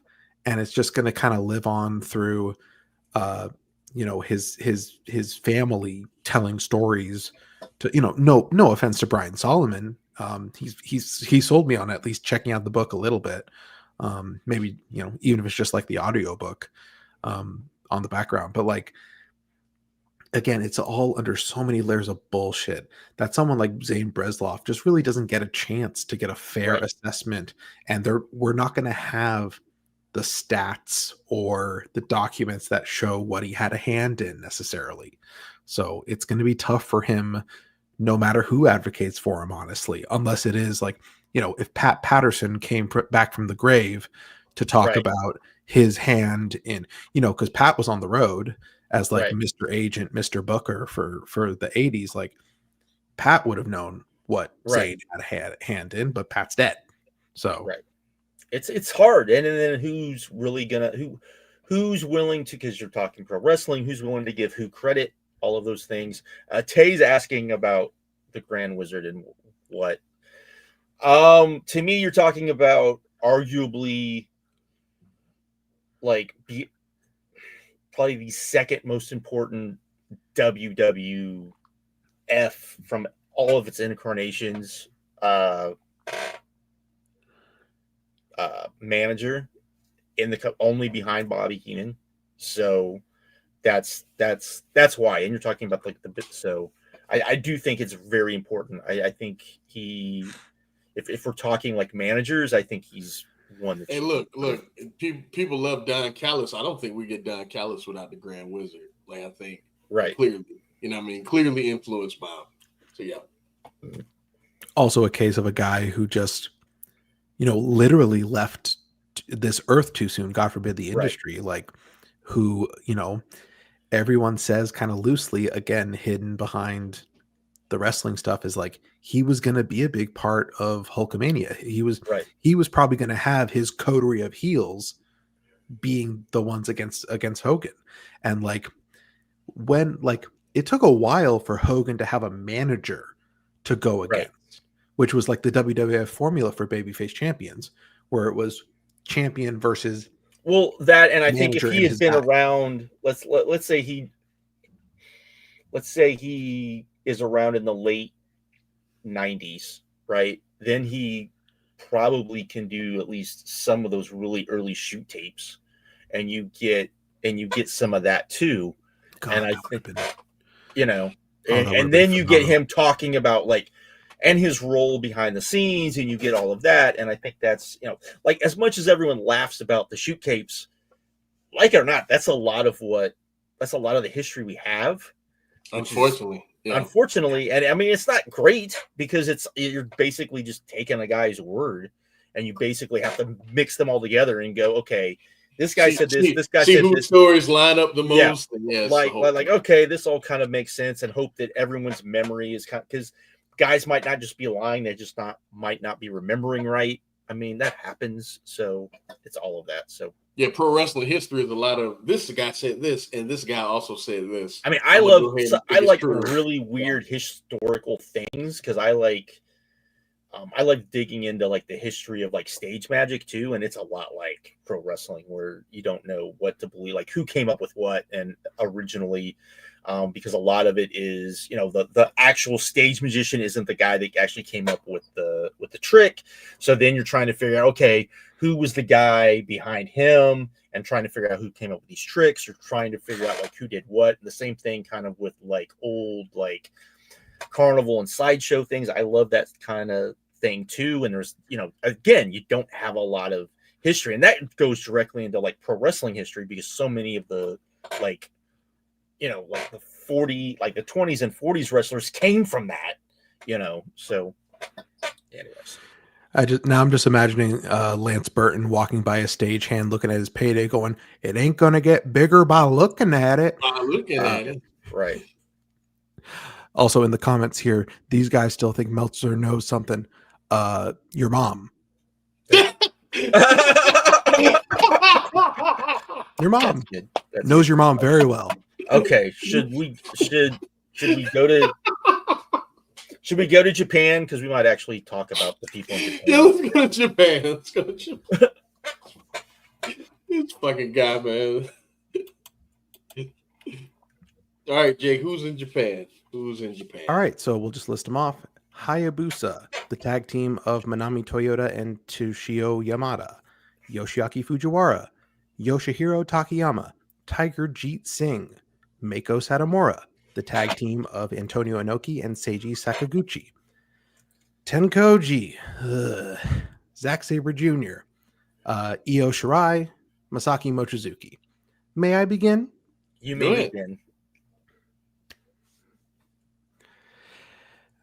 The reason you vote for Masaki Mochizuki is not because you're trying to represent the Dragon system, overrepresent, underrepresent, what have you. You put him in because he's fucking great. There you go. You put him there in you go, my dog. Because he's fucking my excellent. Dog. This is why I love this dude. There you Masaki go. Mochizuki, it's like, what if Mako Satomura drew and was a more consistent worker? My dog. Thank you. Okay, so I know it's been brought up how Masaki Mochizuki was at or in the mix of every growth period in Dragon Gate history or Toryumon history. He was one of the first Toryumon guys to legitimately be a foundation that steadied sales. The 2011 reign specifically, that in combination with fellow Wrestling Observer Hall of Famer Shima, those two reigns were specifically designed to steady the promotion because the pushes of Shingo Takagi, Naruki Doi, Yamato, Masato Yoshino, they were off to a shaky start. Doi had the belt for 15 months, which God bless him trying to stick it that long when there was dubious bits to that run creatively and apparently business-wise. But Masaki Mochizuki was dependent on to steady the fucking promotion, and then those two reigns combine. Kobe World 2013 rolls around, Shima drops to Shingo, and all of a sudden it's Shingo to Yamato to Yoshino, and those three guys actually stick this time. And who's one of the first challengers once the belt settles on Yoshino? It's fucking Masaki Mochizuki. And if you're going to do your Dragon Gate research, maybe look up how to say BB Hulk. Maybe don't say BXB Hulk on a podcast where you're trying to run down fucking attendances, now he's throwing thinking shots. You're supporting a case. When you say BXB Hulk, If you're going to go through all the time to look up those numbers, look up how to say the name. Which, by the way, yeah, Mochizuki, Kobe World that year was his main event. And so, second, one of the best talkers in the promotion's history.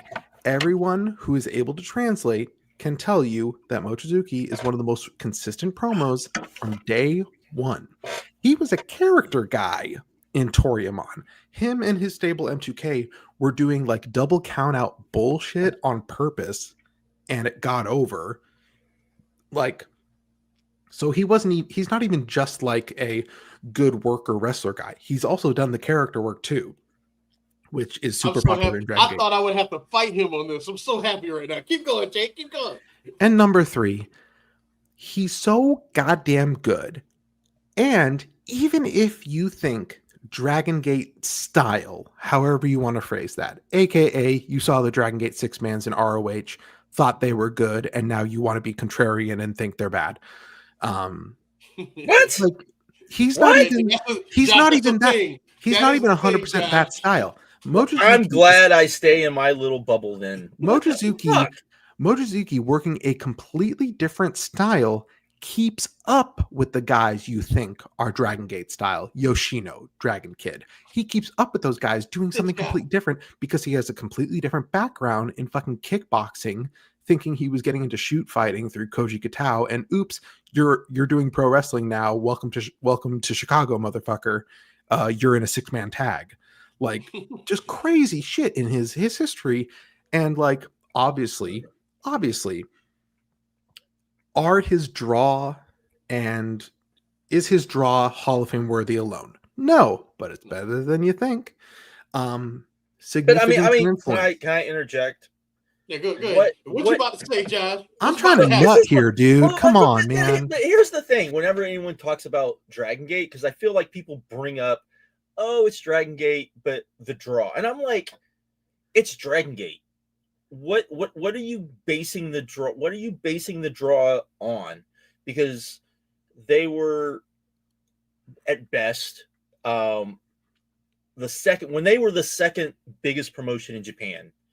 They weren't doing what people wanted the second biggest promotion in Japan to do. And I think you need to throw that out, because you have to do what you have to go. Okay, this is what they were doing. This is what everyone else was doing, with the exception of New Japan. And if that's what everyone else is doing, and they're the number 2 promotion, and they're still probably the number 4 or 5 promotion in the world, then I've always, like, I'm not the biggest Dragon Gate guy, but whenever I hear people kind of go, on, like, anyone in Dragon Gate, they're not that big of a draw, I'm like, what do you want them to be? Like, what do you want those draw numbers? Like, tell me what you want that to be in a promotion that is not for a long part of the promotion. They're not traditionalists.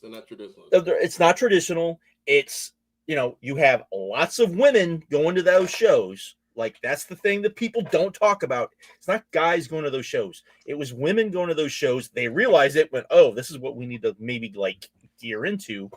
And so you're not getting, like, these big giant houses. And I've never understood that. I'm not the biggest Dragon Gate guy, but I've never, ever understood that. I think that's one of the dumbest things, next to what you guys just said. So if people are now going back and saying the Dragon Gate, saying those matches are suck. That's the thing, Josh.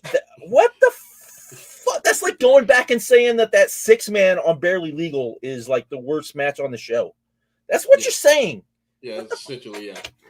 Okay, I'll stop now. And there's like a movement that, like, those matches, like, ruin wrestling, because, like, a lot of guys, like, they try to top each other and do things over and over in excess and all that, and they blame those matches, those Dragon Gate 6. You know what? I'll be mean. If you're gonna, blaming them is the wrong people to blame. You want to blame somebody? Go blame the Bucks. Honestly. Go blame the Bucks. Hey, I love the Young Bucks, but that's true. Right? Like, yeah, I know I'm not the biggest Young Bucks guy, but if you want to blame somebody, go blame them. Don't blame those guys that were basically doing a style that you don't understand, because that's basically what you're saying. They were doing a style you don't understand. Well, in the So- case of the Bucks and Dragon Gate, the imitators were mostly shit. Well, that too. Any style done really fucking bad is going to make you think it's a bad style. Like watching a bunch of fucking clunkers. Like, yeah, I watched the second match on a Battle Art show and it was terrible. This work shoot thing is no good. It's just like, okay, but the top guys, the best guys who are at that style are really Fucking great fucking at good. Good work is good work. Right. Yeah, anyways. And obviously Mochizuki's match resume is an entirely personal thing. Like that's the thing that's almost exclusively subjective. But Jake, I'll be mean. If you're gonna be the guy that says, "Oh, you don't think his matches are as good as everyone else," then you are an outlier. You are you need to acknowledge that you are the exception, not the rule. This dude If is 60% think he's good enough in the ring, then he's good enough in the ring. There you go. Even now, people consider him one of the 50 to 100 greatest workers on the planet Earth, and he's 55 years old. Like, come on, man! Yeah. It's a Hall of Famer. Thank you, Jake. Oh, I'm so hyped right now. I think just being reminded of like you hear horror stories about some of the rookies and younger guys who were starting to get pushes, and then they would have to promo battle either Shima or Mochizuki and get eaten up. Just absolutely crushed, momentum gone. See you in 6 months. Maybe you'll take this time.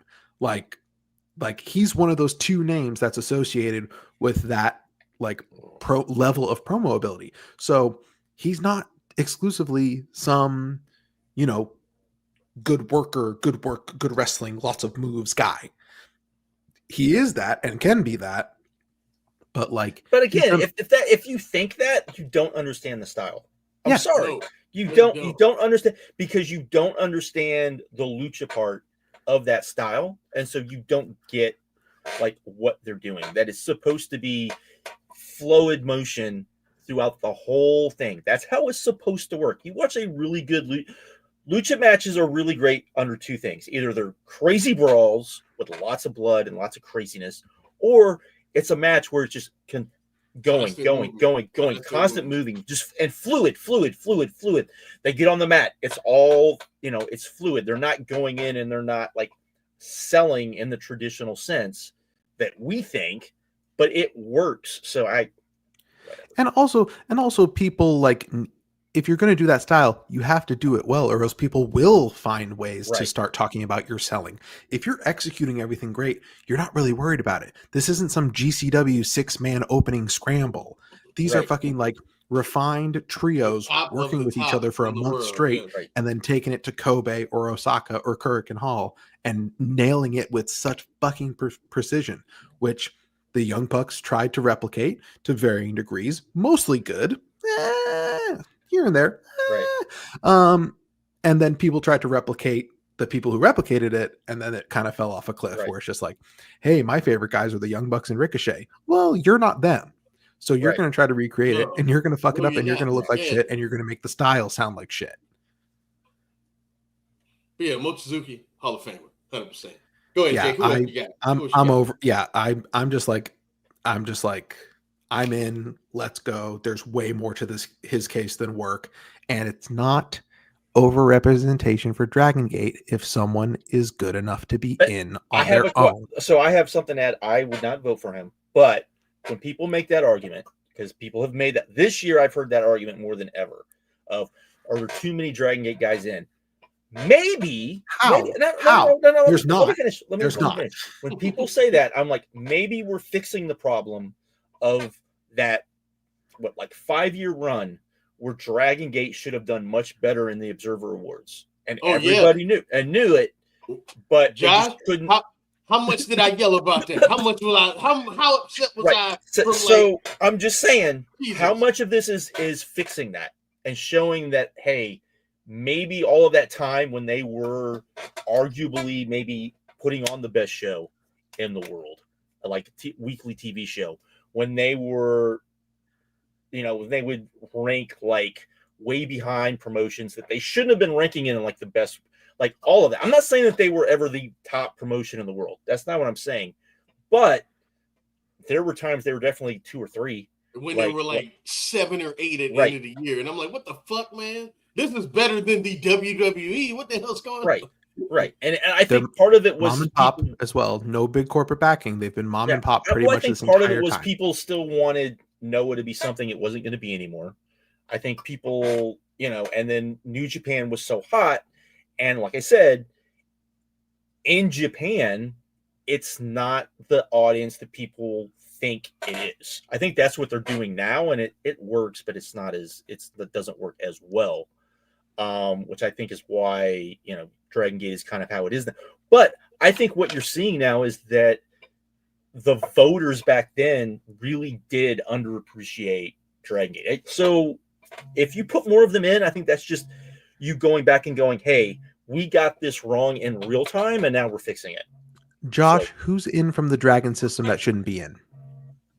It's a short list. I mean, short list. The only one that people tell me who's out. But the only one people bring up, and I always shake my head and go, "What the fuck are we doing?" Is Ultimo Dragon, and that's just because people. He still should be in though. He just shouldn't. I know. First class. I know. I'm just saying that's the only one. But I agree with you. I'm not disagreeing. What I'm saying is, people say that, and that would be my argument. Is no, we're just fixing what we ignore during their peak. Without a doubt, their peak, and everyone kind of was just like, it's Dragon Gate. It's Dragon Gate. I was like that, but that's just because I've never been the biggest Dragon Gate fan. But you can't sit there and look at what they did and not be like, I think this is just kind of course correcting in a lot of ways. So I think this is the last Dragon System guy who could get in. No, it is probably, yeah. I don't think Dragon Kid can get in. I don't think Yoshino can in.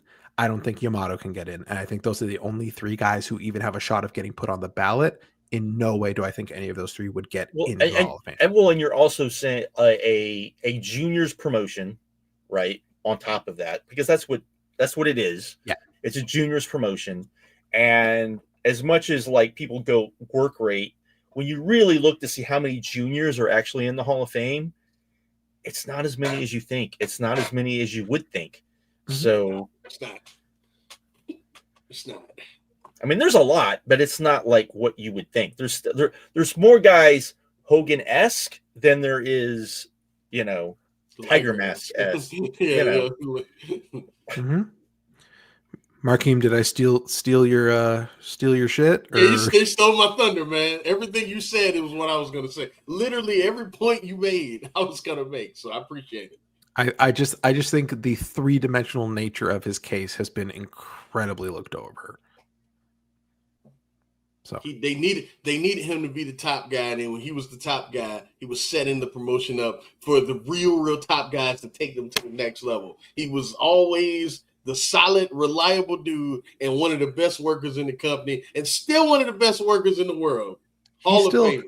It's just like, Yuki Yoshioka needs some help. Get him a Mochizuki defense. Get him a Mochizuki, man. Come on, man. We need Yamato red hot going into World to drop the belt to Shun. Mochizuki defense. And plus, it's going to be a good fucking match. Yeah, Shingo Takagi has this world title defense. People are kind of on it. Give him a fucking match of the year candidate with. Come on, man. Hall of Famer. He better get in. I don't think he will, but he better get in. Yeah, he's new to the ballot, so we don't know what his floor is right now. So we'll see. On the list, I'm still mostly a yes on Tiger Jeet Singh, despite him being one of the worst wrestlers. I mean, the thing is he's on mine too. He's okay. He is too good of a draw everywhere. Like that's the thing. It's not just that he drew not just Japan. It was everywhere. It was everywhere. Yes, he sucked. Yes, he absolutely, I would not recommend ever looking up any of his matches. What I would recommend is look up his matches, watch the entrance, right? That's a Hall of Fame entrance. That's a Hall of Fame entrance. Not Seth Rollins. That's a Hall of Fame entrance. And then turning the match off. And then fast forward, maybe watch the post match. Don't watch the match. But yeah. I'll say I'm softer on him this year than last year because there's something to be said where he doesn't typically elevate someone else to drawing. He is typically chosen to draw with someone who's already a top star, but you don't get chosen to work with Sheik, Inoki, Baba, Onita based on nothing, especially when you're like multiple. Like like I said earlier, Dundee was for Lawler. Singh can at least say he was that for four of the top dudes undeniable Hall of Famers. Yeah. Which definitely I mean, it makes me not quite as enthusiastic about his candidacy, but like still it's big successful promotions and big successful promoters chose him. He's not the wrestler Orndorff was. But yeah, no shit. But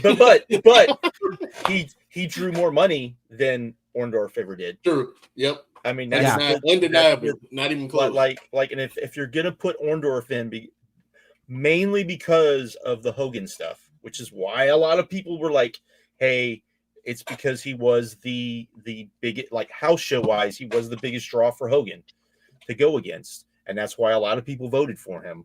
Beyond, the fact that he was really good and all of the rest of it, but that's kind of what put him over the top.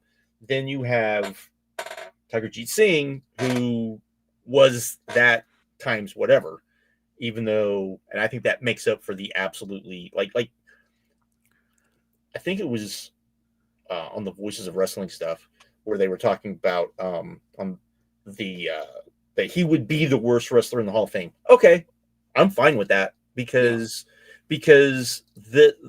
as much as people want to pretend that this is just about work rate and that work rate gets overemphasized, does it really? I don't really think it does. I don't think it does as much as people think it does. Not at all. To me, I think it's the other way. I think that people have a tendency to focus too much on drawing to keep people out instead of looking at the bigger picture.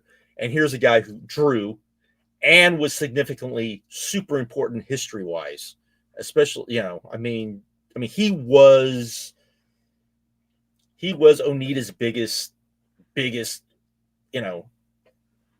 opponent. And you're talking about Inoki. He was Inoki's biggest opponent, and you're talking about Inoki, right? Arguably either the most important Japanese wrestler of all time or the second. Right, he's one or two, and so there you go. Well said, Josh. I can't add any more than that. All right, let's save Hayabusa for last. Is there any other candidate? Because there's a couple more modern people, like very modern people, active wrestlers today, on here. I wouldn't vote for Zach yet. Nah, Zach's title reign, I think, was kind of a net negative. I wouldn't vote for him. I think he's an amazing wrestler, but I think this would be like voting for Danielson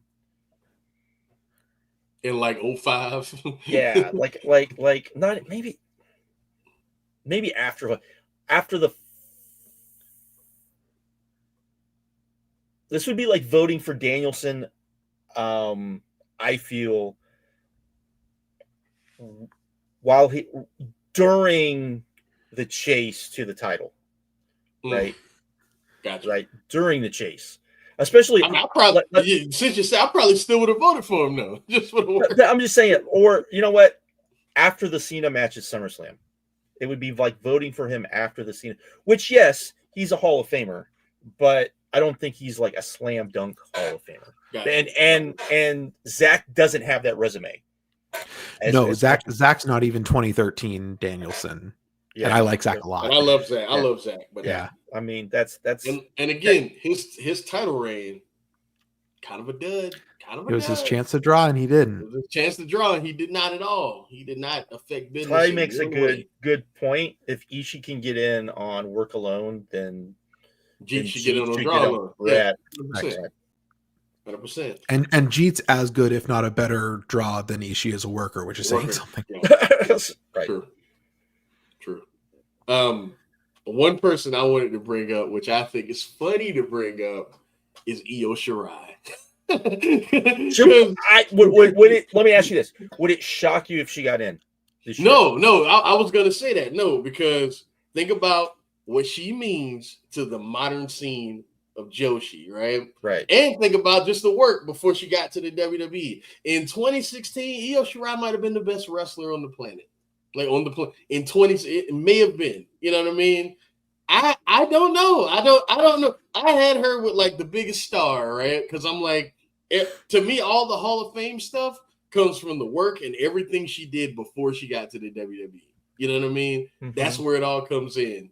And then like the WWE stuff, she's been good. I've enjoyed her, but that stuff doesn't really add anything. Let me ask you this: would you, if the rematch, the singles match, doesn't have that fuck finish, would you be more on top? Because that would be a huge feather in her cap. Like a legit, everyone would legit say probably the best women's match. This might be the greatest women's match the WWE's in ever had.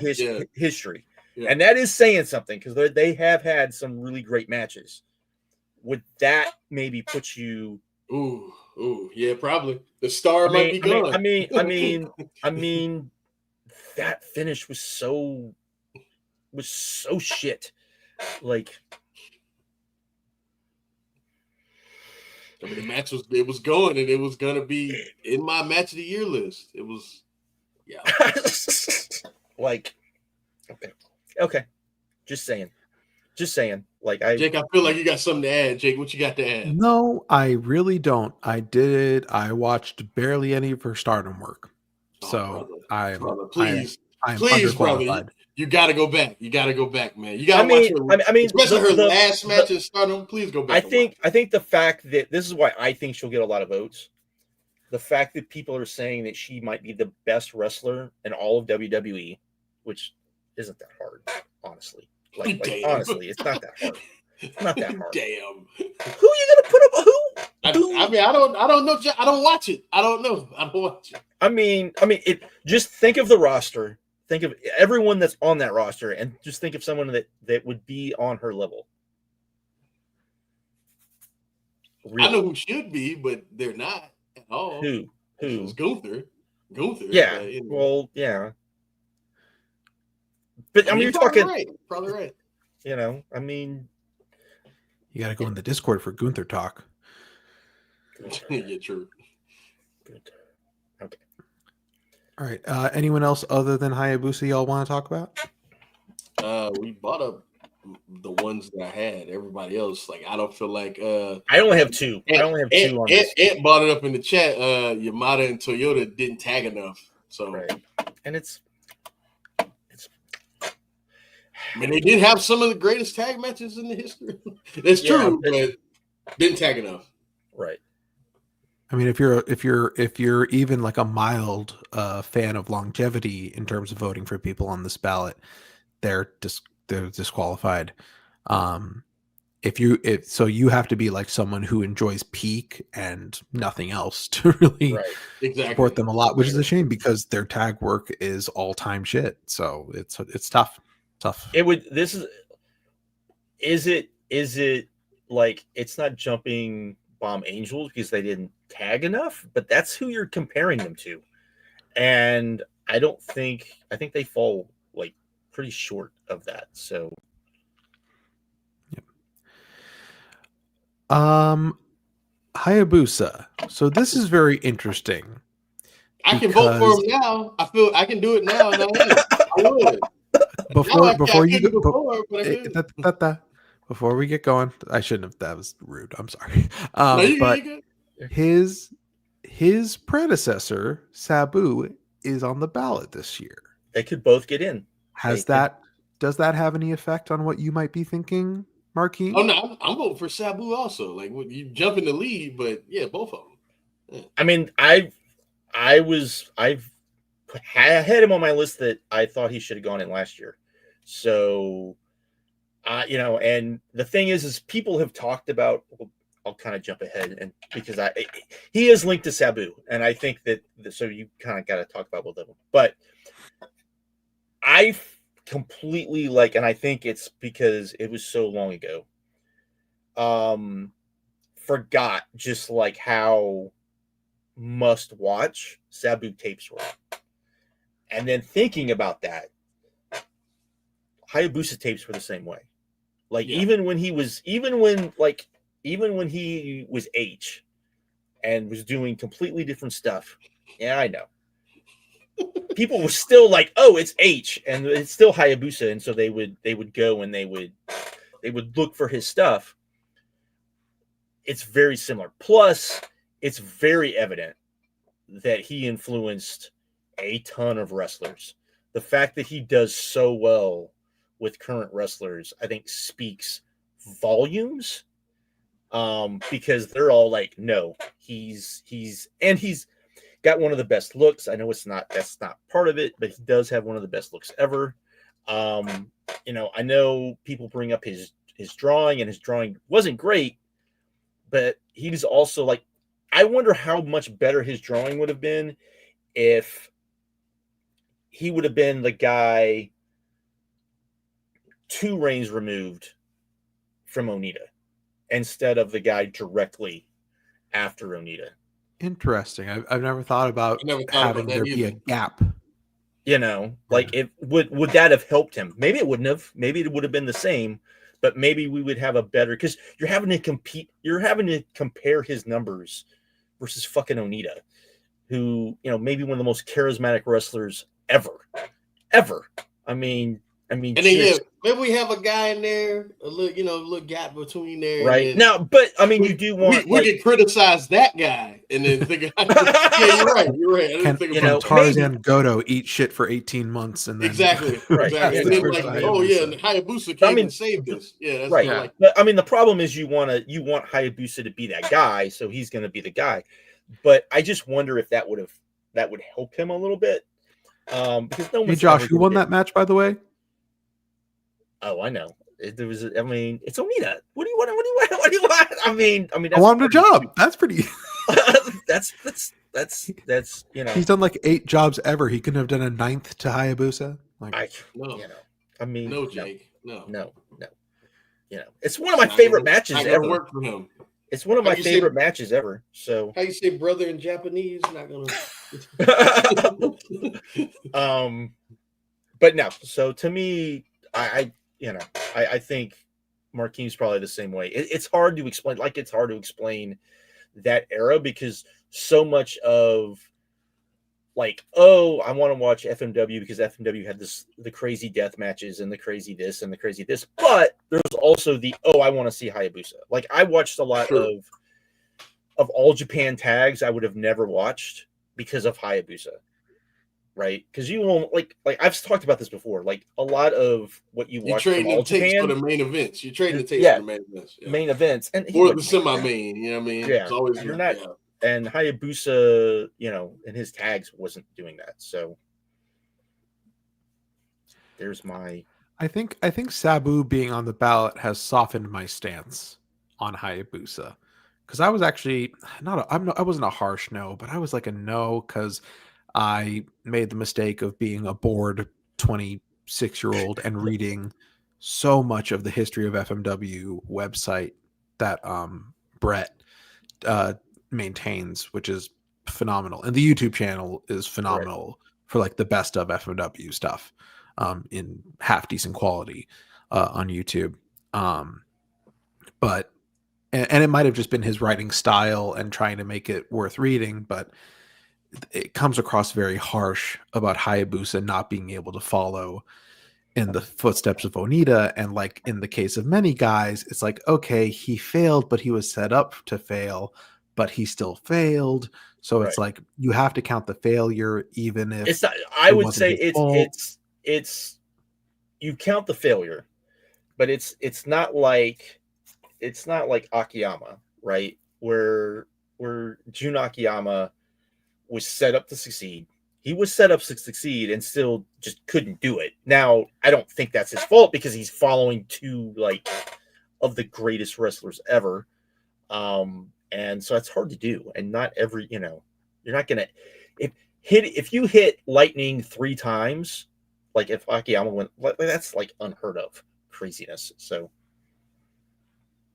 That's a good point. Hayabusa failed because, I mean, how could he have succeeded? There was no way. There was no way to come out better in that situation. Like Onita was gone. Like there was no way to. Like your top guy was. Well, yeah. Excuse me. Gone. There was right. Your top guy wasn't wrestling anymore. There was no way you were gonna.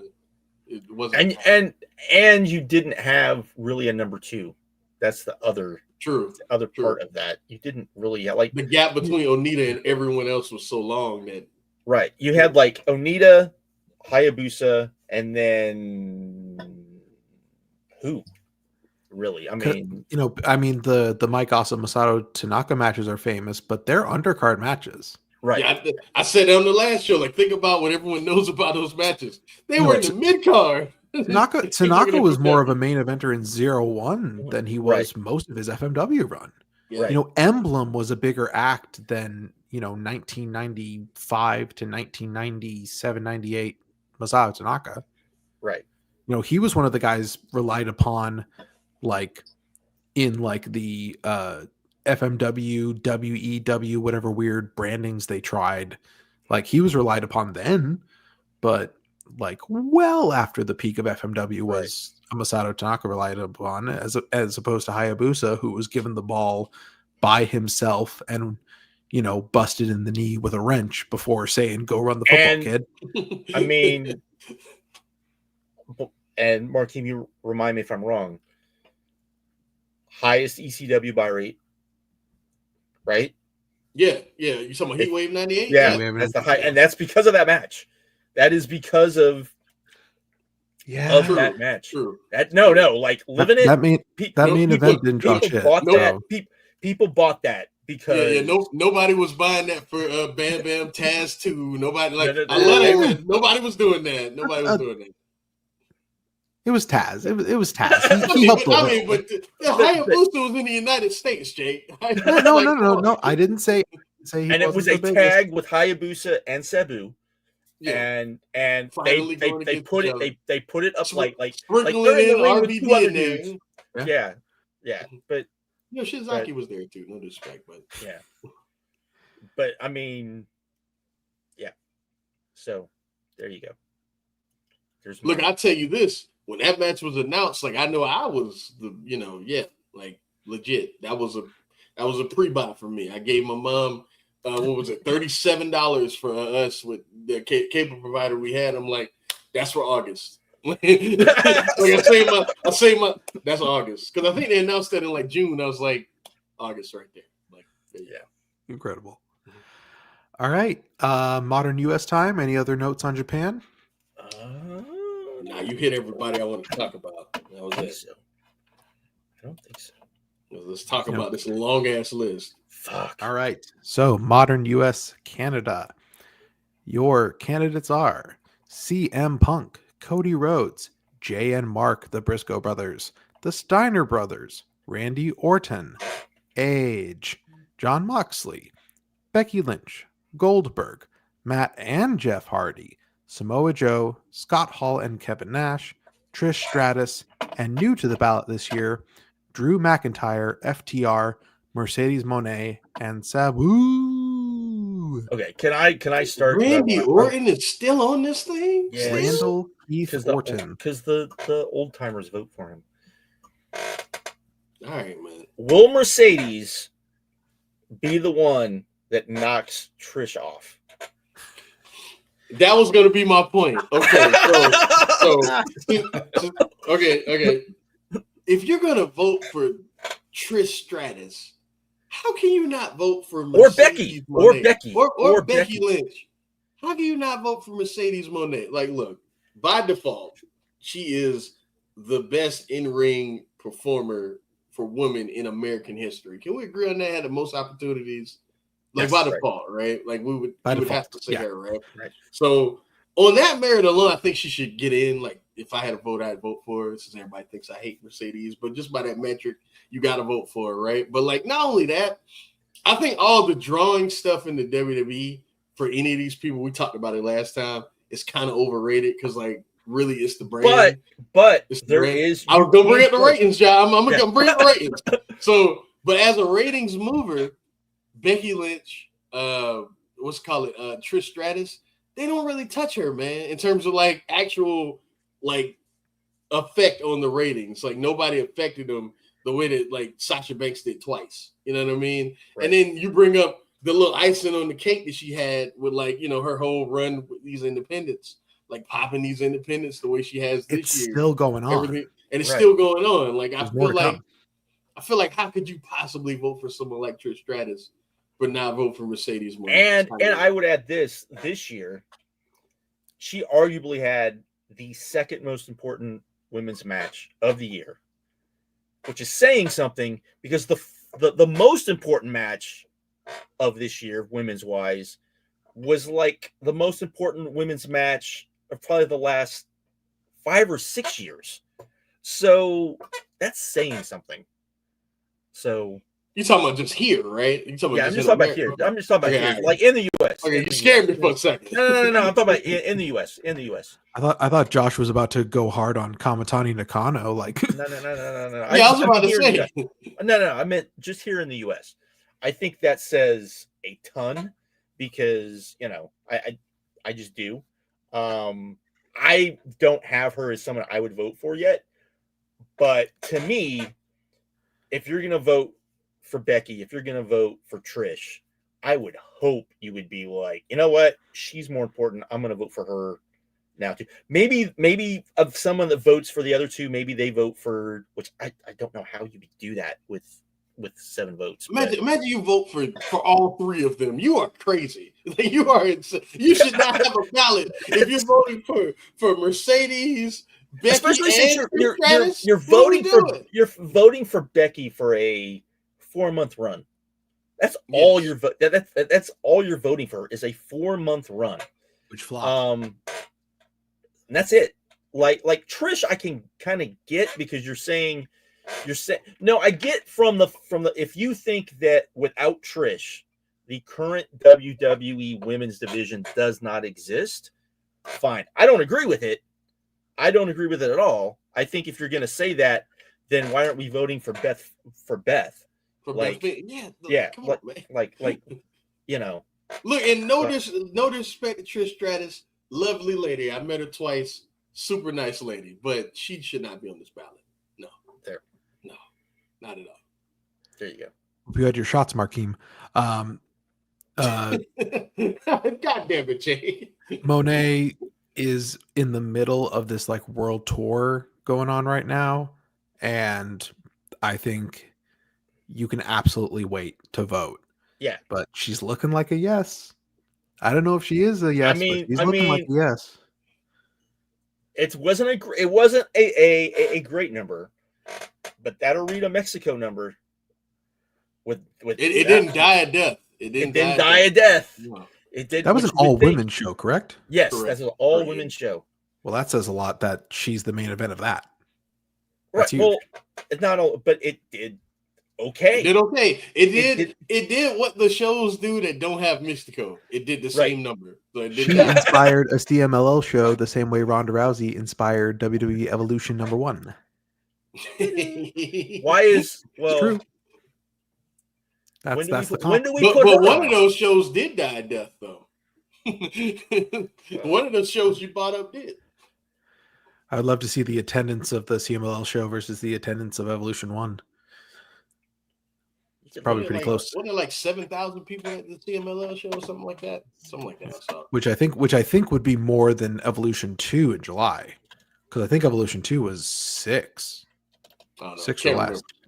Can't remember. But yeah, like I think by default she has to go in.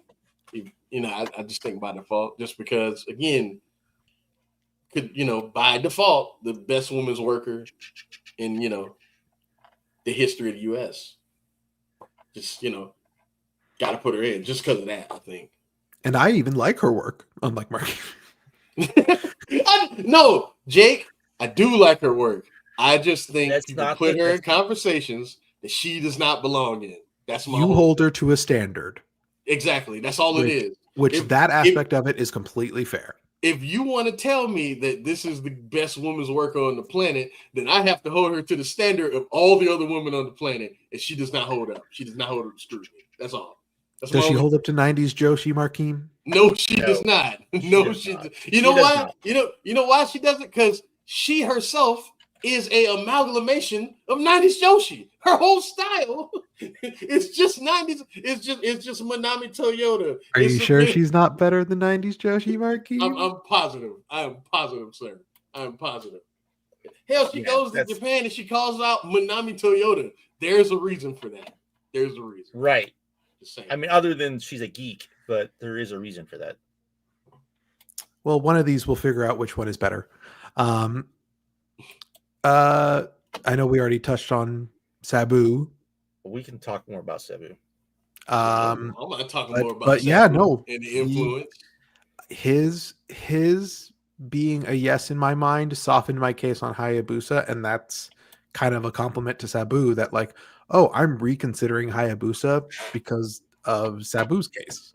And like, dang, he was wild and truly influential. Like, he influenced the guy who's been considered for 25 years Mr. Influential, at least Japanese talent wise, if not globally.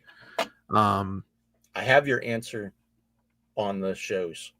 Okay. So, what do you do? So Cage Match has the CMLL show at 9,000. Whoa. Right? Which ain't bad. The Evolution show, the 2005 Evolution show. 2005, 25. Or 25, sorry. Was 8,351. What did what 2018 do? 10,000. Okay. But that's still, with, not much more. Not much more. But that's with Ronda Rousey. First time. Yeah, that's with. Let's see. That's with. It's Ronda, Nikki, Becky, Charlotte. What Becky and Charlotte at the top of that? Right. Too? You had Nostalgia. Sari Zayn and Shayna Baszler, Sasha Banks, Bailey, and Natalia versus the Riot Squad. Toni Storm versus Io Shirai. I remember liking that match a lot. Yeah. Nia Jax versus Ember Moon. Trish Stratus and Lita versus Mickie James and Alicia Fox. And Rhea Ripley versus Dakota Kai. So I mean that's a strong. That was like the second best pay-per-view of 2018 or behind the Rumble. That is not a good pay-per-view year for WWE. It's still very good and maybe the second best of the year. Yeah. I mean, and it was promoted a lot harder and it had Ronda Rousey on it. So I mean, which she to me will be an interesting discussion. Ronda? Yeah. That's gonna be fun. That's gonna be fun when that comes around. It's going to be a lot of combos then. That's so Sabu, right? We're talking about Sabu. Yeah, you two dive on in. You guys were like there. You were like contemporary with his. So like I said, I mean, this is the first guy after I started like getting tapes where I just started getting any tape that would have Sabu on it, pretty much. Like it was that side of. He was so different.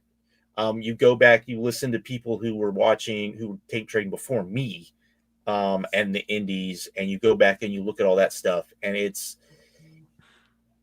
the fact that historical significance, it's probably a lot higher than people are willing to give him credit for. I think is a big part of it. I mean, he is one of the big reasons ECW existed, and one of the big reasons why ECW became what it was, and I think. It becomes more and more evident the farther we get away how important ECW kind of was in a lot of ways. So I would vote for him. So Paul Heyman's whole thing is that he was creatively bankrupt when he thought he didn't have Sabu. Remember when the whole drama came? He said, I initially was creatively bankrupt. That's what he said. So let's tell you all you need to know. He was the first wild daredevil man in pro wrestling. He wasn't guy like that. And if you watch the early stuff, he wasn't like a wild daredevil in the way that you think. That's the other part. True. That's the other part. Like Sabu's biggest problem, really, if you really want to get into it, was he probably listened to his uncle a little too much. And that was probably a big, that hurt him a lot. Literally. Literally. But it also probably like hurt him like business wise too. And so we don't think of him in the same way. But like I said, I just think his importance is so big. And like, if you didn't live that and you only know Sabu from like maybe like 98 on, then you don't really know like Sabu. I would say. And I'm gonna say it: if you're gonna vote for them punk ass Hardy Boys and not vote for Sabu, I cannot take you seriously. I cannot take, because they're wild daredevil dudes. They just happen to be hot. Girls like them, but they're wild daredevil dudes. The first wild daredevil dude was Sabu. Like, come on, man. Right. You like Darby Allin? I'm glad you like Darby Allin. You wouldn't like him if it wasn't. You know what I mean? Like, right. Because I think people think, oh, there were people before. Not really. Like High Flyers didn't do what he did. Like they were more Rock and Roll Express, that type of thing. You didn't have really, like brawling High Flyers. You didn't have that. Where like, and I think people think, oh, he was just doing his uncle. No, he was not. Go back and look at what his uncle was, a brawler. I mean, that's what he did. And his matches were short. His matches were, we're going to brawl for a little bit, and then I'm going to spike you, and then you're going to bleed, and then I'm going to bleed, and that was it, right? I think that's what people think, or they mistakenly think like Terry Funk 2.0 is what Terry Funk was the whole time he was a wrestler, which no. It's not it whatsoever. It's not it whatsoever. Terry Funk has like 4 phases. Right. So it's really hard to explain. It's really hard. Like, no one was going out and looking for Cactus Jack tapes. That's a good comp. No one was going out and looking for Cactus Jack tapes. When you say it out loud, it feels dirty, but you're right. Nobody was. Like, no one's going in and looking for really like they would Sabu tapes. Yeah, you went and you looked for Onita tapes, but that's because he was doing these weird fucking death matches that like you didn't see anywhere else. He wasn't doing the same type of thing. So yeah, that would be my thing. And like table spots existed before, but not like Sabu. And now everything is like Sabu did. Like the table spots are all like what Sabu did. And everybody's so numb to it now. But yeah. Right. He was the first guy to do them like that. Right. And I would also add, just from like, I still remember the night I came home from work, because I had the internet in 96, and came home or 95, came home from work, got on the computer, got in the chat room I always went to, and everyone's going absolutely fucking ballistic, because this is before you had cell phones. So I didn't know until I got home. Even though the match was rumored, and they're like, they did the Taz versus Sabu stare down. And like, that's all anyone could talk about for like 2 days. You went on any website that talked about pro wrestling, that's what they were talking about, because people had waited so long to see this. And then when you like, and it's such a thing that you think to yourself, okay, there's no way when I actually see this, will it live up to the hype? If you have ever seen that, it's so lived like they don't say a word, no commentary. It's just them and the crowd, man. And like the lights go off, they do the whole thing, and when it comes up and it's Taz and it's Sabu and they're in the ring together, those crazy motherfuckers who were crazy motherfuckers, that has to be one of the biggest pops ever in that building. Ever. In that building. I would probably say still to today. It's insane. And that's a lot to do with Sabu. And that original. These are the smarkiest of the smart fans. And they became just little kids again when that shit happened. I didn't see it And I didn't know about it because I was watching like hardcore TV Right. and like random tapes from like different areas of ECW. So I wasn't following shit in sequence, but I would see hardcore TV. And the hardcore TV episode where they essentially just showed that clip, that's how they sold Barely Legal to me. That was the moment. Right. and then it was funny, that hardcore TV like aired like not that much before Barely. like not that much before Barely Legal, even though the moment happened like a year before. Right. Like almost no, a year it happened. before. No, not almost. It happened in It was a while before though, John. It was a while It was before. November. It was November. So it was, well, yeah, April. Yeah, it's about 6 months. So yeah, about 6 right, months. right. Yeah. About 6 months. But yeah. I saw that. I think it was like February of '97. Yeah. And that's what sold the pay-per-view to me. That's how I found out. So Okay. a very archaic way of like telling your stories, right? Like just right. Everybody, because we didn't have the internet. These kids are so spoiled today, man. Right. We didn't have the internet. But see, whenever anyone talks about like spoilers and like, oh, you're gonna spoil it for me, like I had every single ECW big show, all the TV, because I had to get it on tape. I couldn't watch it live. I couldn't watch it, so it was always spoiled for me. Like Barely Legal was the first. I always say this is the first time I ever watched an ECW show that was not spoiled for me, and maybe that's why. Same. And that's probably why it like holds a place in my heart. I wish you could just take that fucking Shane Douglas match out. The thing is, that match, at least make it shorter. It was so long. It was so long, and it was so just fucking boring. Really fucking bad. Really fucking bad. Which sucks because the post match is so fucking good. Yeah. It is funny. The lead up to the match is good. The post match is good. It's just when the bell rings. you give that match 6 minutes and no one thinks of it that way. You give it 10. You give it 10 minutes. No one's gonna think of it that way. Nobody. Like because 24 something crazy. I mean, truth be told, if we're gonna be honest though, that was all of Shane Douglas like big matches though. They were all like that.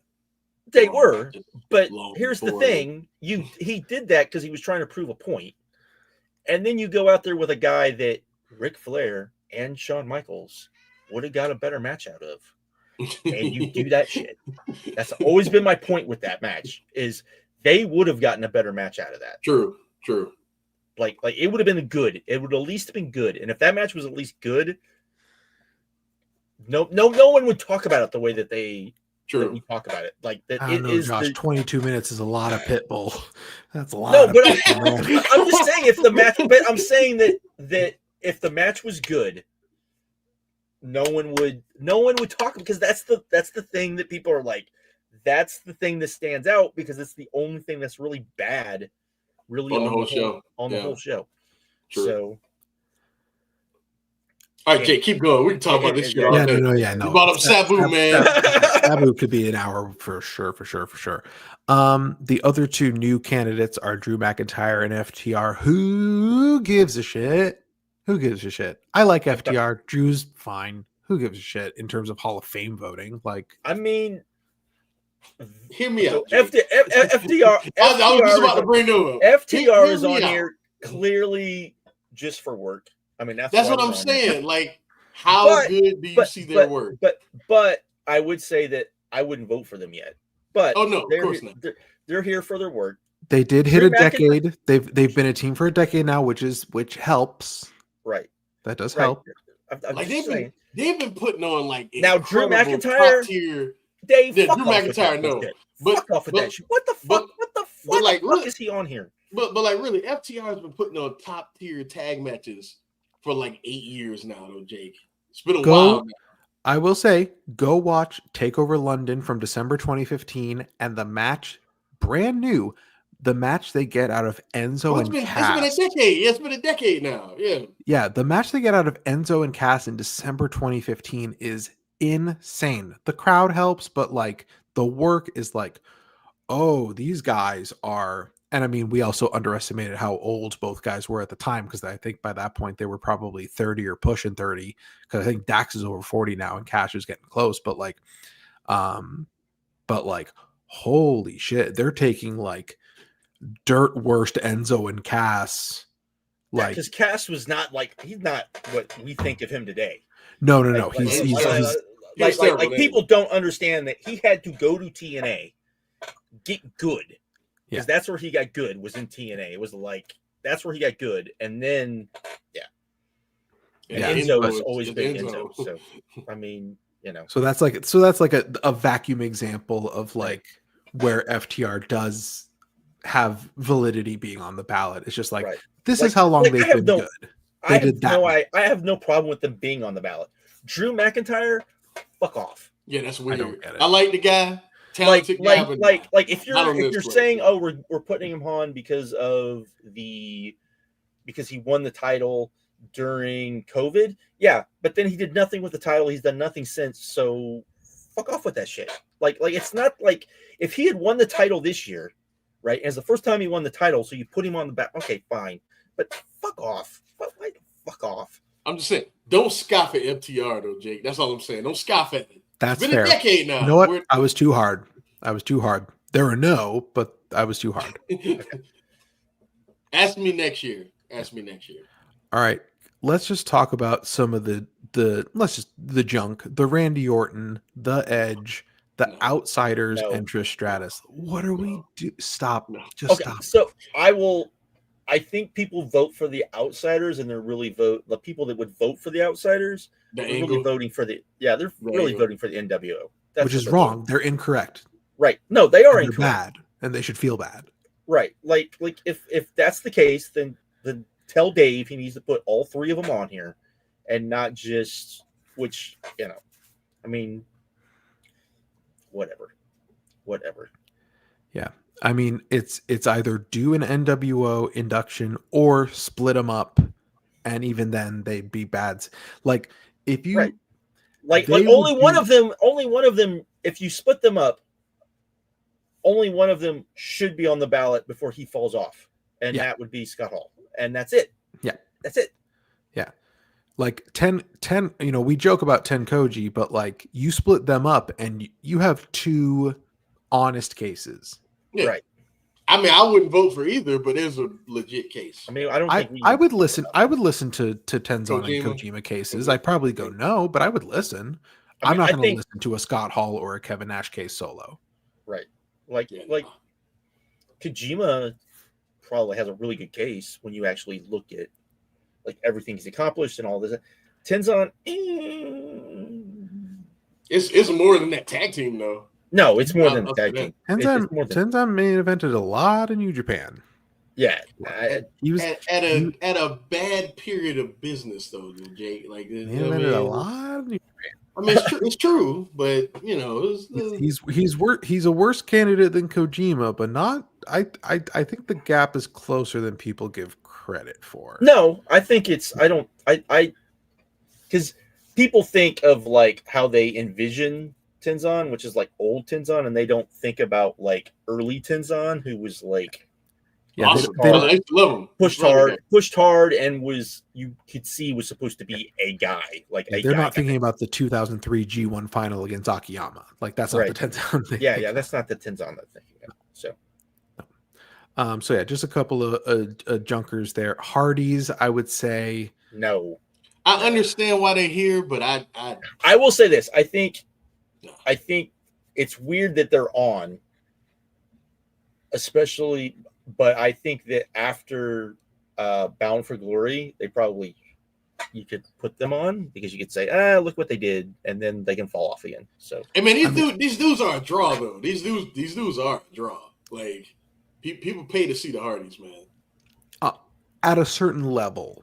Right. Yeah, of course. If they were like, honestly, if they had been running Omega this entire time, like if they were allowed to run Omega while under WWE contract, this might be a different conversation, but that's not the case. Cause like, the Omega indie houses were only for so long and for so many periods of time to like, if they had ran Omega for, let's say since 2011, because that would have been the first year that both Hardys were out of the WWE at the same time. If they were running Omega consistently from 2011 to now, whether were allowed to wrestle on the show or not. And this was a successful indie they were And while promoting in the also Carolinas.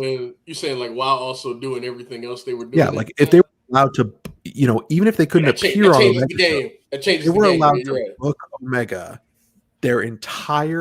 this entire 14 years, we'll call it, to be fair.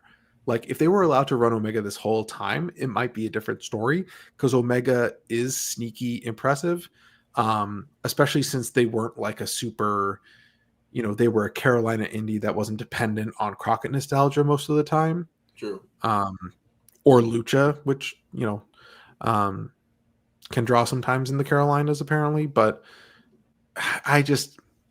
you really gotta Why are we listen. still talking about them?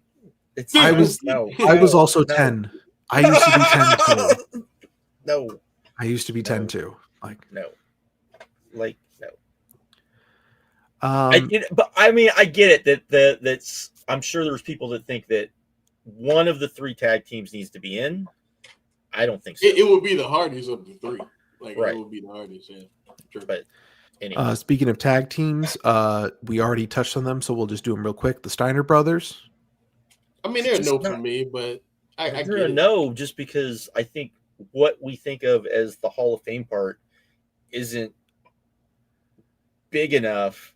And I know that we say, that doesn't matter. But I think for them it does because they did team for so long. They did team for a long time.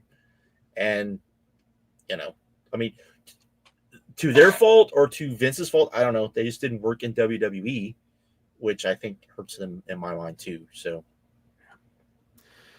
And let's round out tag teams. The Briscoe brothers. Yes.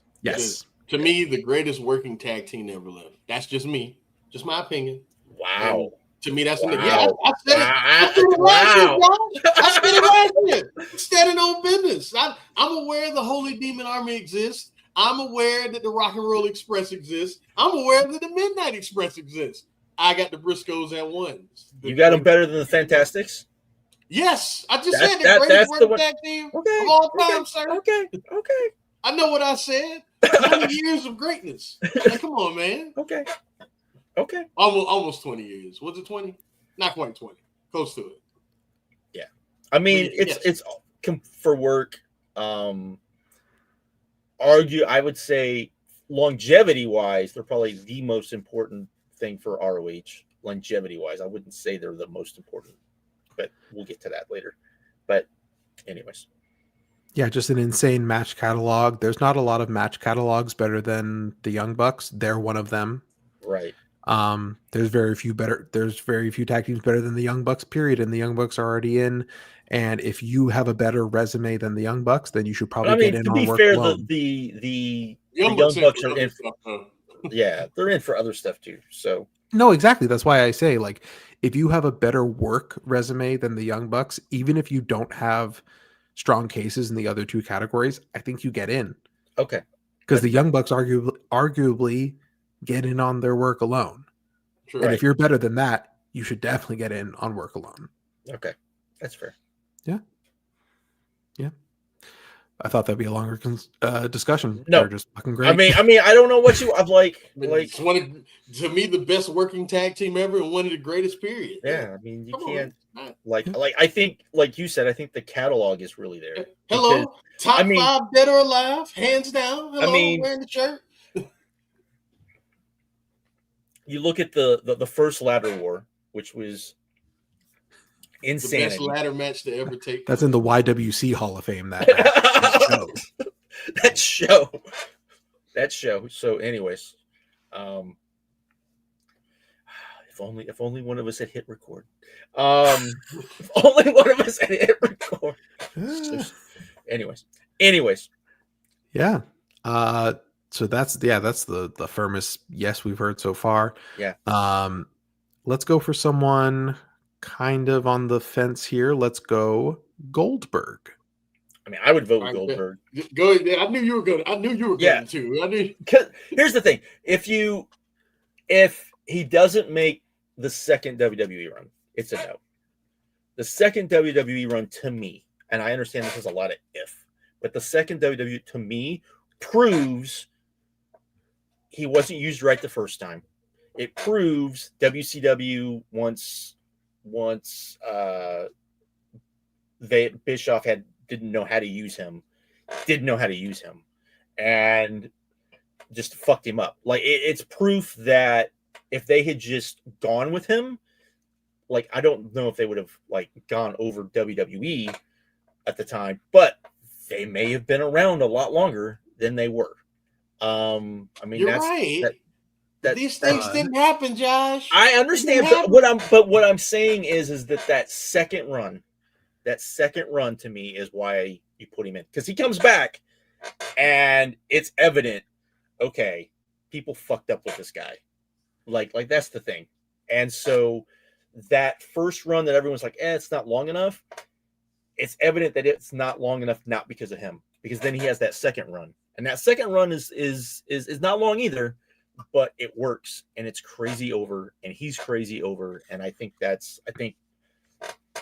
you go. So I'm a no, man. I'm a no. I don't think he's a you have to vote for him. It's too short, Josh. It's too short. It's too short, and too many things happen, man. It's just too. It's not his fault. It's really not his fault. But to me, he is one of the very few guys you can point to and go, he got fucked by bookers, and not intentionally, maybe intentionally, the guy that fucked him over wasn't a booker. He just was the booker's son-in-law. But anyways, just not knowing how to use the guy. So I think and I wouldn't make that mistake for almost that mistake. I wouldn't make that excuse for anybody, but I think he is the one that you go. Yeah, if anybody deserves it, it is Goldberg. I will say that. You're right. And like I said, and that second run is what proves it. Like if that second run doesn't exist, you're like, it's not long enough. Even though what Kevin Nash did to that man in WCW should disqualify him for ever getting in this. What about what Triple H did to him? Him too. You bought him up. I bought him. That should disqualify him from ever getting in this hall, though. Seriously. Yeah. Nash should never be in this Hall of Fame. Just because of how you did Goldberg. Yeah. Just because of that. Never. I'm also a no on Goldberg, but I will say this. Goldberg needed to be booked in long matches the same way Ricky Steamboat needed to be a heel to be considered an all-time great. Not fucking at all. That goes against yeah. It's the argument that we heard was the reason why TNA didn't go with Monty Brown.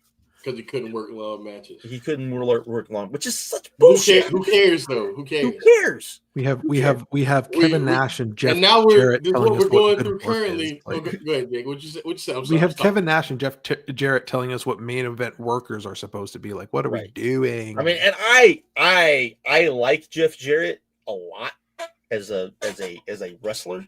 I do. I think he's kind of underrated in some regards, but yeah, he's not his dad. He's not his dad. No. I've said that before. I will say that again. He is not his dad. So there you go. Just need a daddy issues Hall of Fame. There you go. Like, we gotta stop doing this though. Like, Goldberg was probably like one of the first case studies of we gotta make them work long matches if you want to be a good worker. Like, Jake Cargill is going through the same thing now. Like, you know what I mean? We don't need someone with that type of energy working long matches. Sometimes you need the rules, man. Sometimes you need the exception to prove the rule. Yep. I mean, Hogan was on top for how long? And how many times did work for like longer than 10 minutes?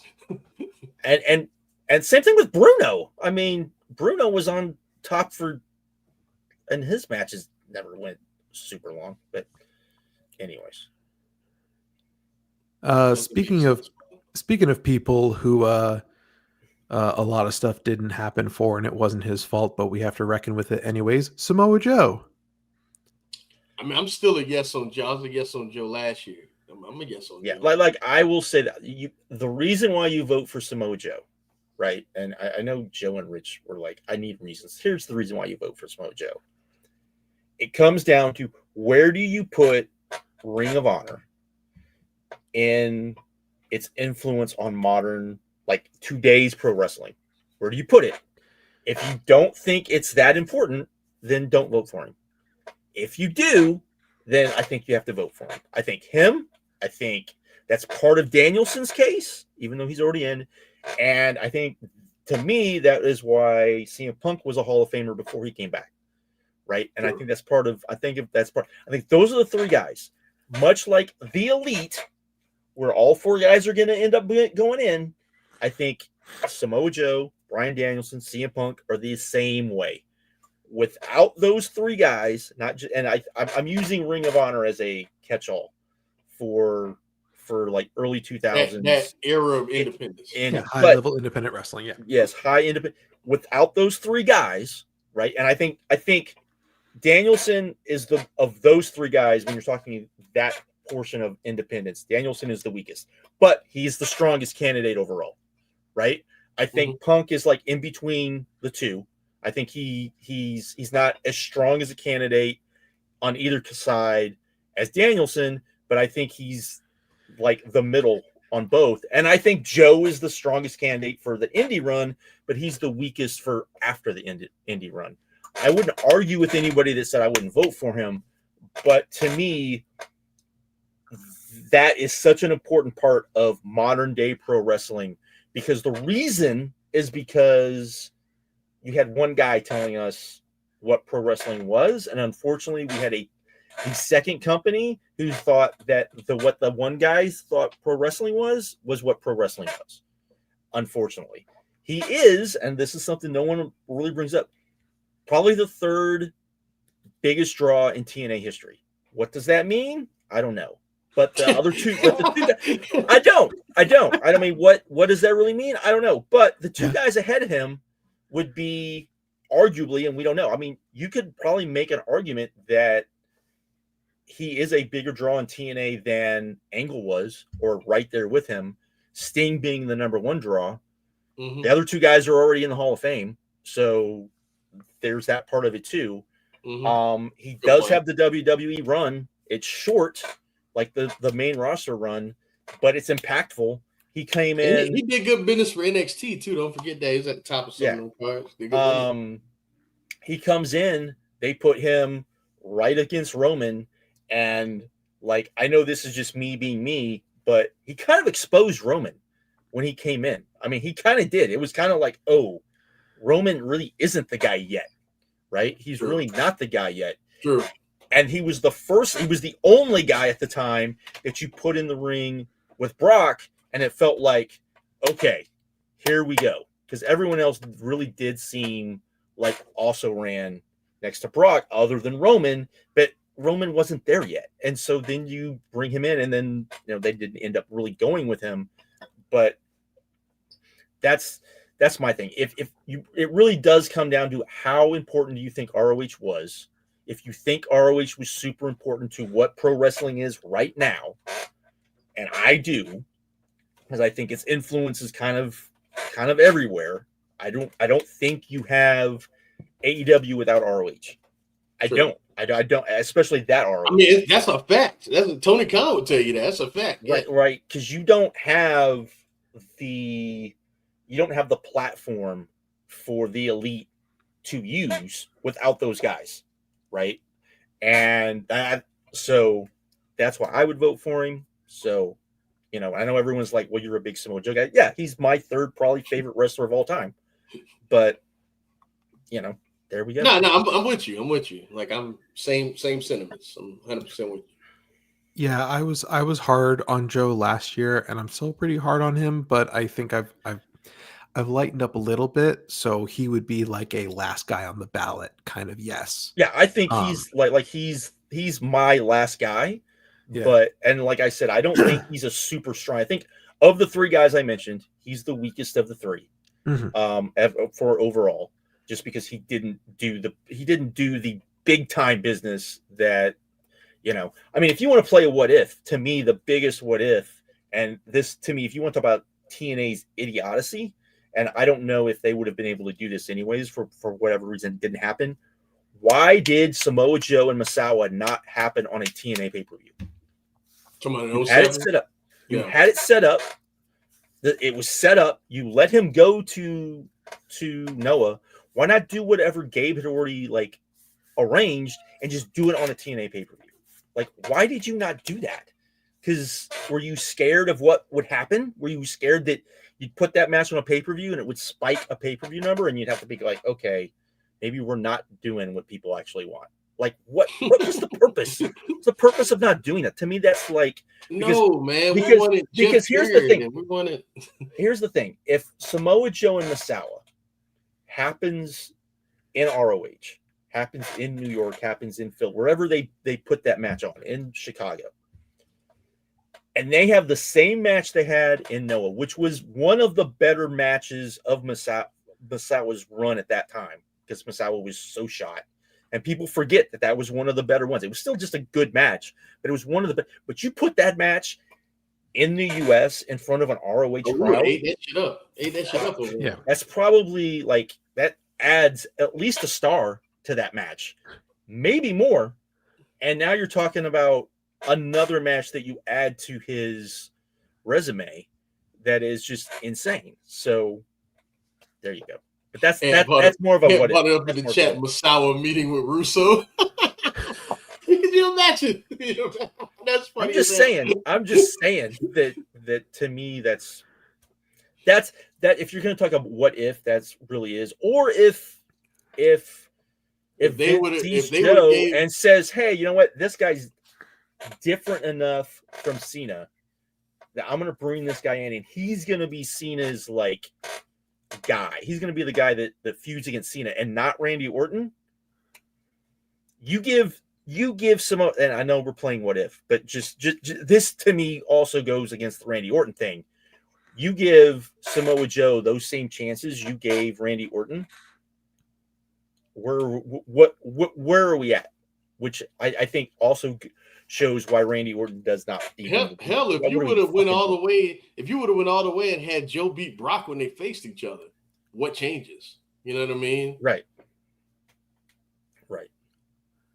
So we didn't even have to go back that far, Jeff. But I'm just saying, but that's a lot of what ifs, and I know we shouldn't be talking about what ifs, but to me, his argument really is how important do you think that ROH is, ROH is and the end, right. And so, I think very important. So that's why he's in for me. Yeah. Oh, just a bunch of robots here on the YWC. Yes, all right. Exactly. So probably, I'm assuming 2 definitive yeses, maybe the biggest yeses on the entire ballot, or at least up there, both CM Punk and Cody Rhodes. Yeah. Begrudgingly, yes. Like, how can you not? Like, you know what I mean? Like, I can't remember. Did anybody listen to what we said last year? I can't remember what I said about Cody last year. Did I say he needed? Was he the one I said needed to go in and Roman we needed to Roman we needed to wait? Or was it? Or did I say Roman needed to go in and Cody needed to wait? No, you said Cody needed to go in, Roman needed to wait. Okay. So I still think Cody needs to go in. I think this year hasn't helped his argument much. I think, but I think his argument was. I think, like I said, I think all 4 of the members of the Elite need to go in because of AEW. I think they all need to go in. I definitely think. That first 2 years in WWE, he was a draw. Yeah, that was like he won the championship. It's been like, what the fuck? And we're seeing kind of the same problems we saw in AEW before he left. But that's all secondary. I think he's a really easy in. You're talking CM Punk. I thought CM Punk was a Hall of Famer before he came back. He comes back. We've seen everything he's done in both companies, good and bad. But we've seen everything he's done business-wise. He's definitely proved, that he belongs in the Hall of Fame. So, yeah, I don't think. I don't think there's not really a lot to talk about. Say whatever you want about CM Punk, but you got to put him in. Like is he a hypocrite? Yes. Yeah. But he spiked business for both companies. AEW has not been the same since he left. Period. Right. Bar none. You know what I mean? Same thing with Cody. You can say absolutely. Cody. Yeah. Absolutely. But I mean, to be fair, most of us knew, like, people that were voting for this, I think most of them knew what CM Punk was before. Anyways, I mean, to be fair. Yeah. So, there you go. But like I mean, said, I made a mild case for Ole Anderson. I for sure am allowing bad people to go into a Hall of Fame. My fucking commie ass is just like, listen, let's hear out Ole. Not about that. No, not about that. No, not that part. We're just talking about the wrestling here, people. Hey, I like the tag team. I like the tag team. Yeah. Right. Yeah, no. I mean, the Punk by fucking Revolution 2022 was a bona fide yes. And arguably is building his case the more AEW continues to struggle at least week to week. Right. And he still pops house shows, or at least until very recently popped house shows. So yeah. And Cody, I think, is still super dependable. I know what that dependability means is not what it meant a year ago or 2 years ago, but I mean, he's a pretty good Band-Aid if we're, fingers crossed. He called him a Band-Aid. Hey, fingers crossed, the company is going to go into a downturn because people realize that rape is bad. But that's not why it's going to go in a downturn. It's going to go in a downturn because Triple H is a bad booker. Horrible booker, yeah. Boring ass. I wouldn't say horrible. He's boring. I would say horrible, Josh. I'm getting there. It's pretty bad, man. He's pretty bad. I didn't watch that. I mean, we'll see. I didn't see Saturday Night's Main Event. He doesn't, like, it's funny that he's boring, right? But he doesn't do the simple things that he needs to do to drive stories forward. That makes you bad. Like, there's little simple things he can do to just progress things. And he gets things in a holding pattern. He's comfortable with that shit. Like, AEW is in a boring period, but they have exciting wrestling. Yes. You can do both, and WWE chooses to not have action to help spice up the boring paint by numbers booking. Because they got the roster for it. It's not like they don't have guys that can't go out there and have compelling matches. I mean, you could literally you've got Walter. We talked about Drew McIntyre, but you have Drew McIntyre. You have Sheamus. Ilya's back. Huh? Ilya Dragunov is back. Right. Yeah. You have Rusev. AJ Styles is still in that company. Well, no, but I'm just saying, but the guys I'm talking about, you can have them go out there and beat the shit out of each other, and it would be awesome. And you choose not to do that. They've done it. We've seen it be awesome. I know, but we've seen them do it, but they don't do it enough. So we saw them do it during the Triple H regime. Yeah. Right. Like what happened? I know. Nothing. It was like, and that was literally them saying, hey, we can put on great matches too. So you still can. You didn't have to stop. You still can. Because you see, I think Dave, I think it was Dave was the one that reported that, they know they're not doing everything they could booking wise because they don't feel like they have to. And I'm like, but what do you have on the back burner that you're not doing? Yeah. That's my thing. Like, there's not, like, you have what, Cody and Punk, and that's it? Or you can be able to, like, the Saudi government paying for The Rock to come in? Yeah, like if I mean, he's probably gonna ask for, I mean, not that they can't pay him, but he might ask for, I would love to see how much he has. Like, he should ask pay for Cena to come out of retirement in a fucking year and a half.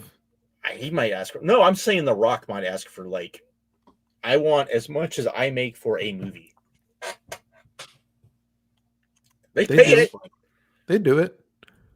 I want $100 million. I want $100 million for one match. Mark Shapiro would consider, 20, 25, 30 million. Like, Mark Shapiro would consider that. You don't think the fucking KSA wouldn't consider that? I'm just saying. Yeah. So, 2 left here. Let's go second to last. Becky Lynch. Any strong thoughts? I hope she falls off. That's my strong thought. Fuck. Whoa. Jesus I don't think she Christ. should be on here. I don't Listen, think she should I'm be a on no there. on her too, but that's But that's harsh. damn. She shouldn't be on this. No, she shouldn't be she's on here. She's No. on this list for a 4-month period. That's not even that great, really. I mean, No, I'm You know. with you. Should now, not how much be. of that is WWE fucking it up and not like and not having her take on Shayna by her, or not Shayna, but Ronda Rousey. Ronda Rousey by herself, and then having her beat Ronda, and then seeing how it goes. That, yeah, but it's still only 4 months, so there you go. Markeem, any strong thoughts? Oh, Becky Lynch? No. What's going on? The hell? I mean, I was one of the high people on her work in the mid 2010s in NXT and WWE. I really look forward to her matches. But yeah, no, the push is great. It's worth a talk. I understand it, but nah. I mean, I think Rhea in however many years will have a better case than You can argue she might have one right now. A better mean, case. Maybe. she's a legit draw. Like, she's a legit, even though they don't push her like that, it's evident that she like people show up to watch her. So, And I would say she's a better worker than Becky Lynch. Like, I would say that comfortably. I can comfortably say that. I can comfortably say it's that. close. It's close. Think about it. Think about the match that Rhea had with Charlotte Flair. What was that, at WrestleMania? Has Becky had a match even close to that good ever in her whole life? I feel like you're glossing over when Becky was really good. Because if you No, I if you do remember. whole career versus whole career, it's close. But yeah, no, if we're talking post lockdown, then like, yeah, it's Rhea. I'm just saying. Stop yelling at me. I agree. That's Becky Lynch, 25% last year. Our last name to discuss, 26%. Somehow, John Moxley. 1% higher than Becky Lynch. 1%. Yeah, just one. But my answer is no. However, this Death Riders thing, we owe him a lot. We owe him a huge apology. Everybody owes him a huge apology. We owe him a Josh. Listen, the way all in turned out. Come on, man. Come on, man. Small apology. Oh, come Not a on, big man. one. Don't be like that, man. Don't be like that. How if he doesn't do the Joe match? Oh well, I mean, well, yeah, but I mean, that's what turned it around. Without that match, it doesn't. True, but hey, man, he's legitimately a solid. Like, a solid I will say this. at this point. I think the title not being revolved around him as much as I don't think they've done a great job with Paige. I think it's helped a lot because it's but he's a solid drawing heel these days, though. Yes, I agree with that. Not bad at all. I wouldn't vote for him yet. Oh no, he's a no for me also. But I think last year, I definitely said it, and we might have all said it, is that we were going to wait for the Death Riders thing to get going because he had just won the belt. And it started off great. His first defense, and it started off like great. People think that it was bad the second he turned heel. No, it was good through Full Gear. Yes, and then it. We didn't understand what the point of it was, man. That was the whole thing. Like, I don't know why you're acting like this now. Like, it kind of flies into the face of what you're talking about. It makes sense.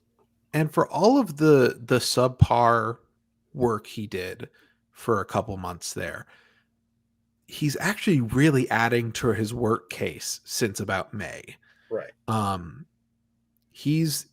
And I've always thought John Moxley was an underrated work character, or work candidate on the ballot because his promo work has been good for ages. He's been a good wrestler longer than anyone admits or remembers. So people might not remember when he got signed with WWE. I was never the biggest fan of his as far as work. Same. However, I said he will do fine in WWE because his promos, even when he was on the Indies, were world better than most people. It was the same. It was the same thing with Nigel. I was like Nigel McGuinness. When him and Danielson signed, and it looked like they both were going to sign with WWE. I said Nigel's going to be the bigger star because Nigel's the better promo, and he was always the better promo and the better character. So it is the same thing, and because I was never the biggest like John Moxley fan John Moxley fan. I was never. I wasn't either, man. I thought he legitimately was terrible. Like I didn't like him on. I didn't like him on like when everyone was like, "Oh, he's so good on the Indies." I was like, I don't see it. Now he would talk, and I'd be like, "Now he can talk. He's probably one of the best talkers on the Indies at the time." But I just didn't see it. And so when he went to WWE, I was like, "No, he'll do fine." Because he in that with what they want, he's fine. But yeah. Then after his WWE run, his in-ring work, he's one of the best on the planet, like period. Right. And his legitimately. best. Yeah. I think he'll keep building his ring work and promo work, that aspect of his candidacy up. I wish we could say that he helped with an upturn in the past year. The pay-per-views have done well, the week-to-week hasn't, so it's just kind of flat. But the pay-per-views have done pretty much the same that they've always done. Yeah. So how much do we really credit him for that? That's just what AEW does. Well, the story was so, if the story was so terrible, why didn't the buys go down? No, true. I mean, I know, I agree with you. That's the other aspect of it. So, and we've seen that before. We've seen Angles and main event guys run people off. We've seen it. We've seen rushed, underwhelming builds lead to buy rates be 15, 20 grand down from what they typically might do. Sadly, I think he's a lot of these modern people just don't really have they're not going to have influence because they're too new. He has a little bit of historical significance because he was considered a legitimizing jump in 2019 for like he is leaving WWE to AEW. He's probably That's a good point. Second. He's probably the second most important person that wasn't an elite. That's not an elite guy behind Jericho. Only behind Jericho. And he will surpass Jericho soon. Yeah, and he will surpass Jericho. But and I know people don't like hearing that, but that first year and a half of Chris Jericho and AEW was like some of the best work Chris Jericho had done in his world title reign is legitimately good. Yeah, it's like a long time. Like maybe not the Painmaker stuff that was in New Japan, but it's just as good, probably. So I mean, from first Dynamite until he drops the belt, he's a legitimately very good world champion. And I would say he was to take over at the worst time. I would say, as a character being the world champion, he's probably great. As far as a wrestler being a world champion, you're right. He's good, but I think he was the absolutely right pick. As much as people were like, it's Chris Jericho, but it worked. So you needed it to be Chris Jericho. Right. It's very funny that some of the loudest advocates for why weren't the Elite the first champions are people who really don't like the Elite's work. That was always something very weird. Yeah, like people who don't like their work, but are just like, why weren't they the first champions? Which even Jim Cornette said, what are you talking about? Like how much of that with Jericho is people that just don't like Jericho? Yeah. I mean, that whenever you talk, like, I hate saying that, but whenever you talk about like Chris Jericho criticisms, you have to talk about that because people have this almost like, I get where it comes from, but it's still from a wrestling aspect, it's a complete like irrational like hatred of him, right? Without saying why you hate him. Well, That's the those thing. people Just are say- either British YouTubers or left the internet. Period. So I'm just saying. Now I will say a good anti Chris Jericho video is the one that shout out to Joseph, the one that Joseph did about him not being the GOAT. It's pretty good. I'm not gonna you ever seen that? Who calls Jericho the GOAT other than like Rich Latta as a joke? But remember when he was calling himself the GOAT, he made like a whole manifesto about like why he wasn't the GOAT. It's pretty good. I ain't gonna check it out. It's pretty good. It's funny too when he talks about like Jericho's like what he does between the bells when he's like talking to the camera and shit. It's pretty funny. I ain't gonna lie. Because he does the same. See, this is what happens. See, you ever notice? You know this what? Is what happens I don't think we've asked Jake this.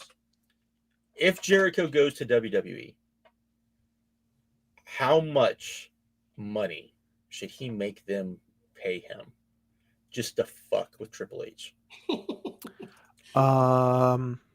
What's Punk getting? The answer is that. That's how much he should ask for. That's how that should be his first offer. That should be his return offer. Is what's Punk getting? If I'm Jericho, I'd just be like, I want Triple H there when I sign the contract, so he can see that I made more wrestling than he ever made in his life. That's all I want. That's good. Whatever that is, it could be $1 more than Triple H's biggest contract. That's what I want. Whatever that is. That's all I need.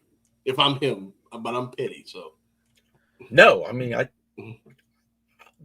I'd be petty. I would be petty if I was Jericho and it was about Triple H. I would be petty as I'd be like, I'm gonna be petty as fuck.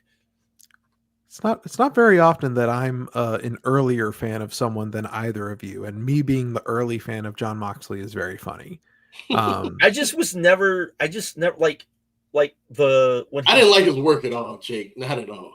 Like when they brought him into ROH, I was proven right. It's okay. No, but when they like brought him into ROH, everyone was like, "Oh!" and I was just like, "He has to wrestle." That's what I was thinking. Like the bell's got a ring, man. Like, and it wasn't even that I thought he was bad. I just didn't think he fit.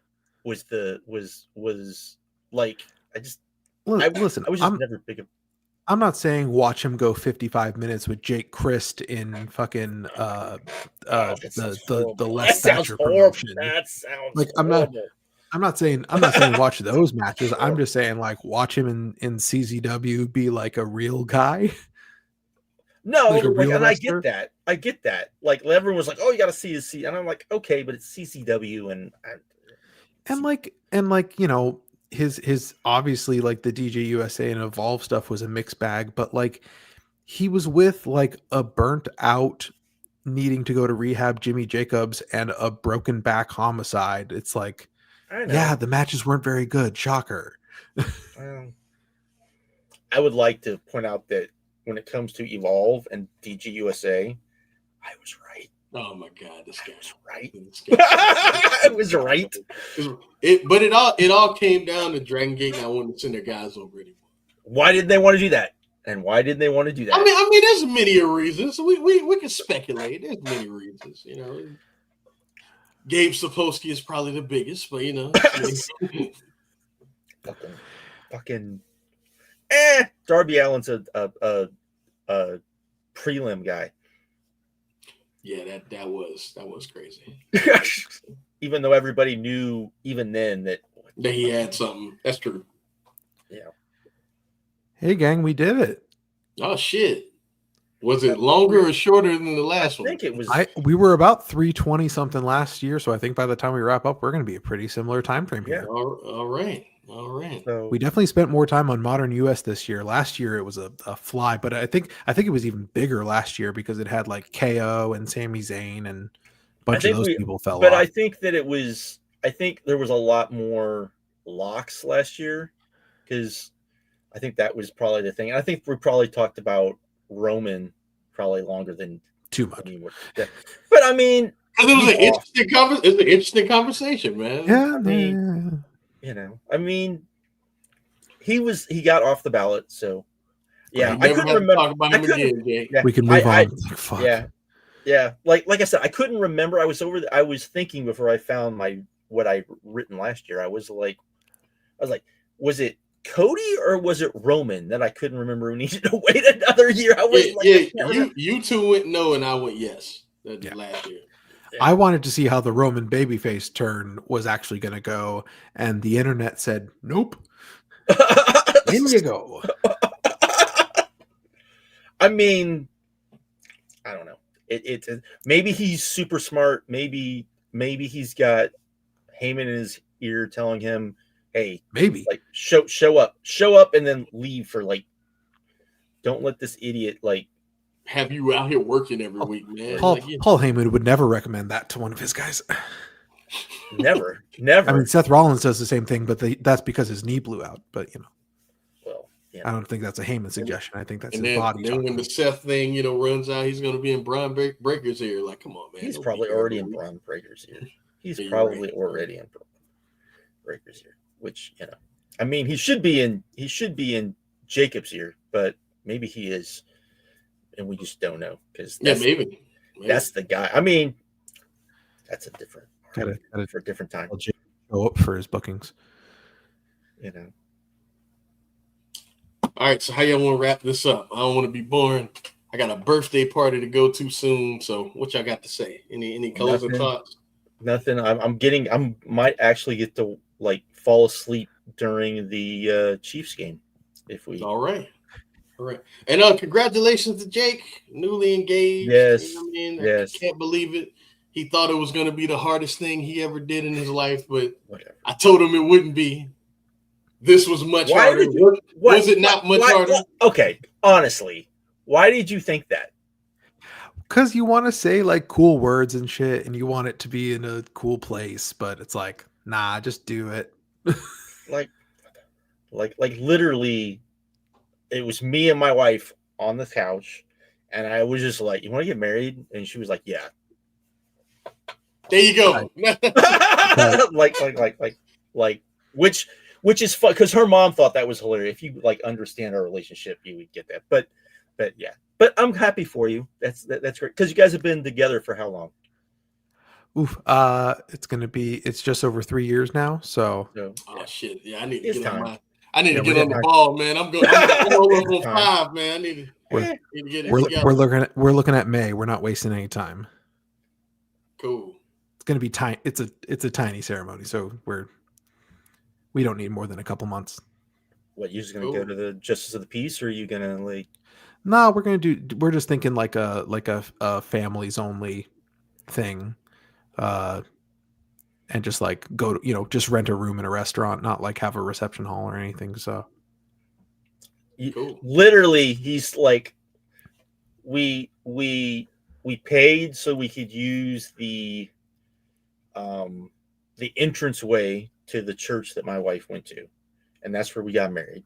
And then we literally went to a restaurant with her parents, my dad and his girlfriend, her brother and sister-in-law, one of her aunts, and then her grandparents.